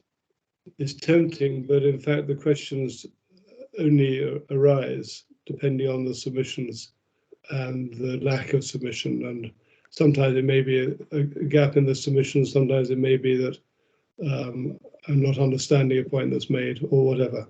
So I'm afraid I can't help you on that, Mr. Carvelis. Mr. Costa, you were... Yes, it was just on the length of closing submissions, because I think according to the RDC, skeletons are limited to 25 pages. But I was wondering whether we can have an extended upper limit, as it were, because I think this is not a skeleton. This is a closing submission. Okay, well, I think some guidance, or at least some ballpark figure for the parties, because I don't want one party to write 20 pages and the other one writes 100 pages. I mean, we need, I think, some sensible agreement between us might give assistance. Here. How long? First of all, can I just say I don't require closing submissions in whole sentences. Sometimes I prefer bullet points and that sort of thing, right? Because it helps me focus on the main point, and then sub bullet points or whatever are sometimes helpful. Yes. And not prescribing a particular way. That I don't require an essay in a sort of classical university style. In terms of how long would your skeletons were each 25 pages odd? Yeah, I think so, give or take. Yeah. Give or take. I would suggest maybe, and I don't say that we stick to it, as in if it's a few pages here or there, doesn't matter. But I'd say somewhere between 40 to 50 as a max, but with some leeway. Ms. Carvelis, happy with that? Less is more. Let's put it at 40. Around. Let's say 40. And with some flexibility, a few pages up or down, up, down. If it's down, no one will bother. Yeah. What do we say between 30 and 50? Yeah, between 30 to 50. Okay. And you can aim for the bottom end of that if you yes. prefer. But there we are. We'll bear in mind the fact that we've done skeleton arguments as well, and you've clearly heard all of the evidence. But nonetheless, we'll bear. It should assist. I think that would be. Do you require any submissions on costs in the closing submissions, or is that? Yes, probably would be useful, because again, the cost position may be complicated because of the way the action has gone forward. So again, just in bullet point form, I can always reserve costs if I still want to further help on it. Yeah. And you want this with the closing submissions, Your Honor, together with the closing submissions? Might as well, yes. But it need only be outlined, because there may be a number of permutations you'll want to cover. But if you can just have a submission on costs, half a page or something, less than that, just telling me what I'm looking for, and if I'm in doubt, I'll come back to you. So did I hear half a page? Half a page or less. I don't need 3 pages on costs. Yeah. Thank you. May I suggest that we make this half page, we submit it with a reply closing submissions, so that we catch everything up to the end of our work, essentially? Yes, fine. No problem. I should say that I wouldn't, when you say submissions on costs, you're not expecting me to assess costs summarily, are you? I would imagine that any cost would be a question of who pays, and leaving it to be assessed by the registrar. Yeah, well, certainly from my perspective, what I meant in terms of the principle of who gets costs. Yeah, exactly, who pays costs, as opposed to the quantum. That's what I had in mind, Mr. Karvelis.